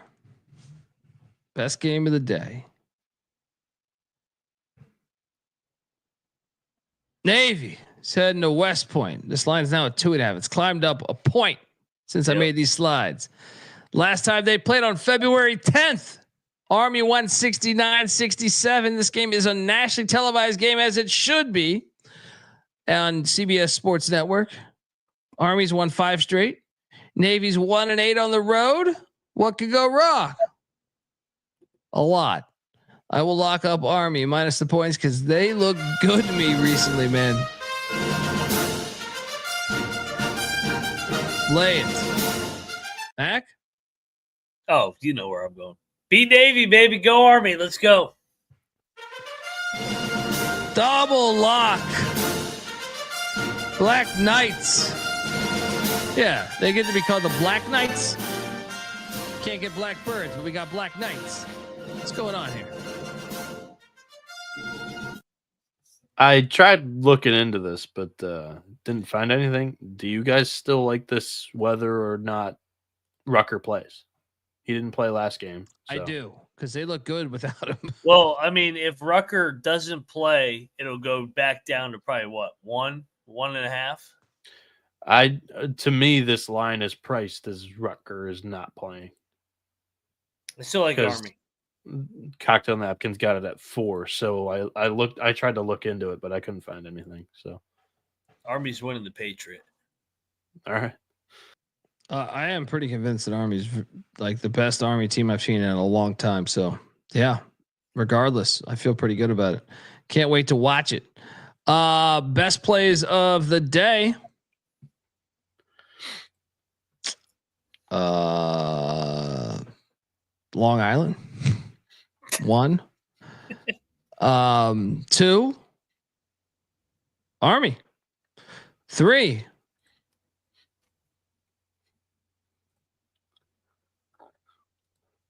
UAB. Mac, should we do a 4th or do you want the floor? Sure. Do a 4th. I'll give 4. Okay. 4? Give me Texas Tech, or give me Oklahoma State against Texas Tech. Beautiful. Army, Illinois, Indiana, UAB. I've only got 3 bets tomorrow.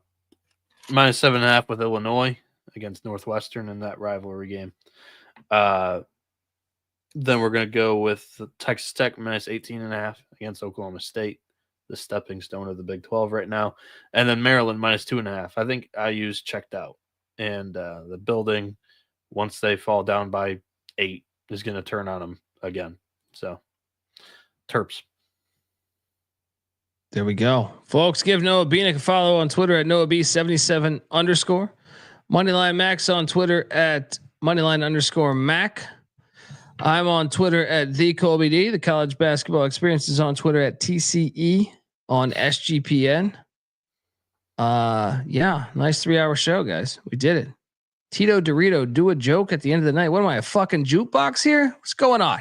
Huh? Yeah. We did a bunch of them on the show. Yeah, check out the College Football Experience. Check out the FCS College Football Experience. The College Baseball Experience just dropped an ACC and SEC preview. Season starts on February 14th. Anyway, check out those episodes. Check out the Sports Gambling Podcast. Can't wait for those games tomorrow. Made over $400 today. Doing good. Till next time, this is the College Basketball Experience. You better start thinking about yours. And we are somewhere out of here.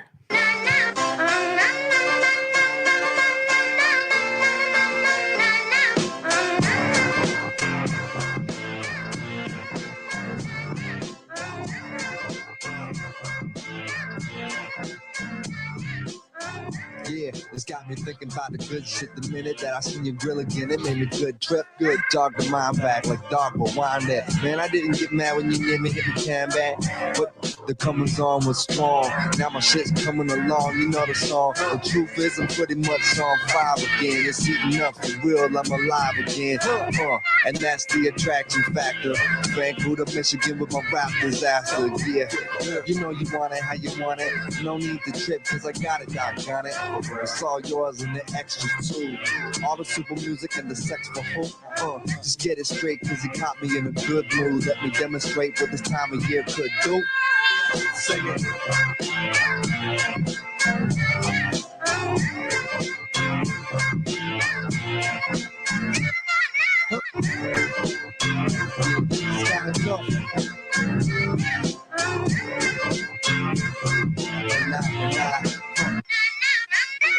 Yeah, last time you got the hot shit that I made, I was not the hot shit. Why? Going through them transitions, reminiscing, damn listen. I can make the biggest change glisten and wouldn't have shit to do with shit but some chips in. I don't get down like that. I'm the super rap mammal with the crown of fact. I'm so sore thumb, sticking out like some stick gum. Out the back with the beat smack, it's dumb. Dumb hot, crazy sun hot, more often than not, and not monotonous. And got the hiss in the holes and spots and miss. Bottoms up, cause I'ma just beat them damn guts to submission. It's in the job description, that's what I was missing. Yeah.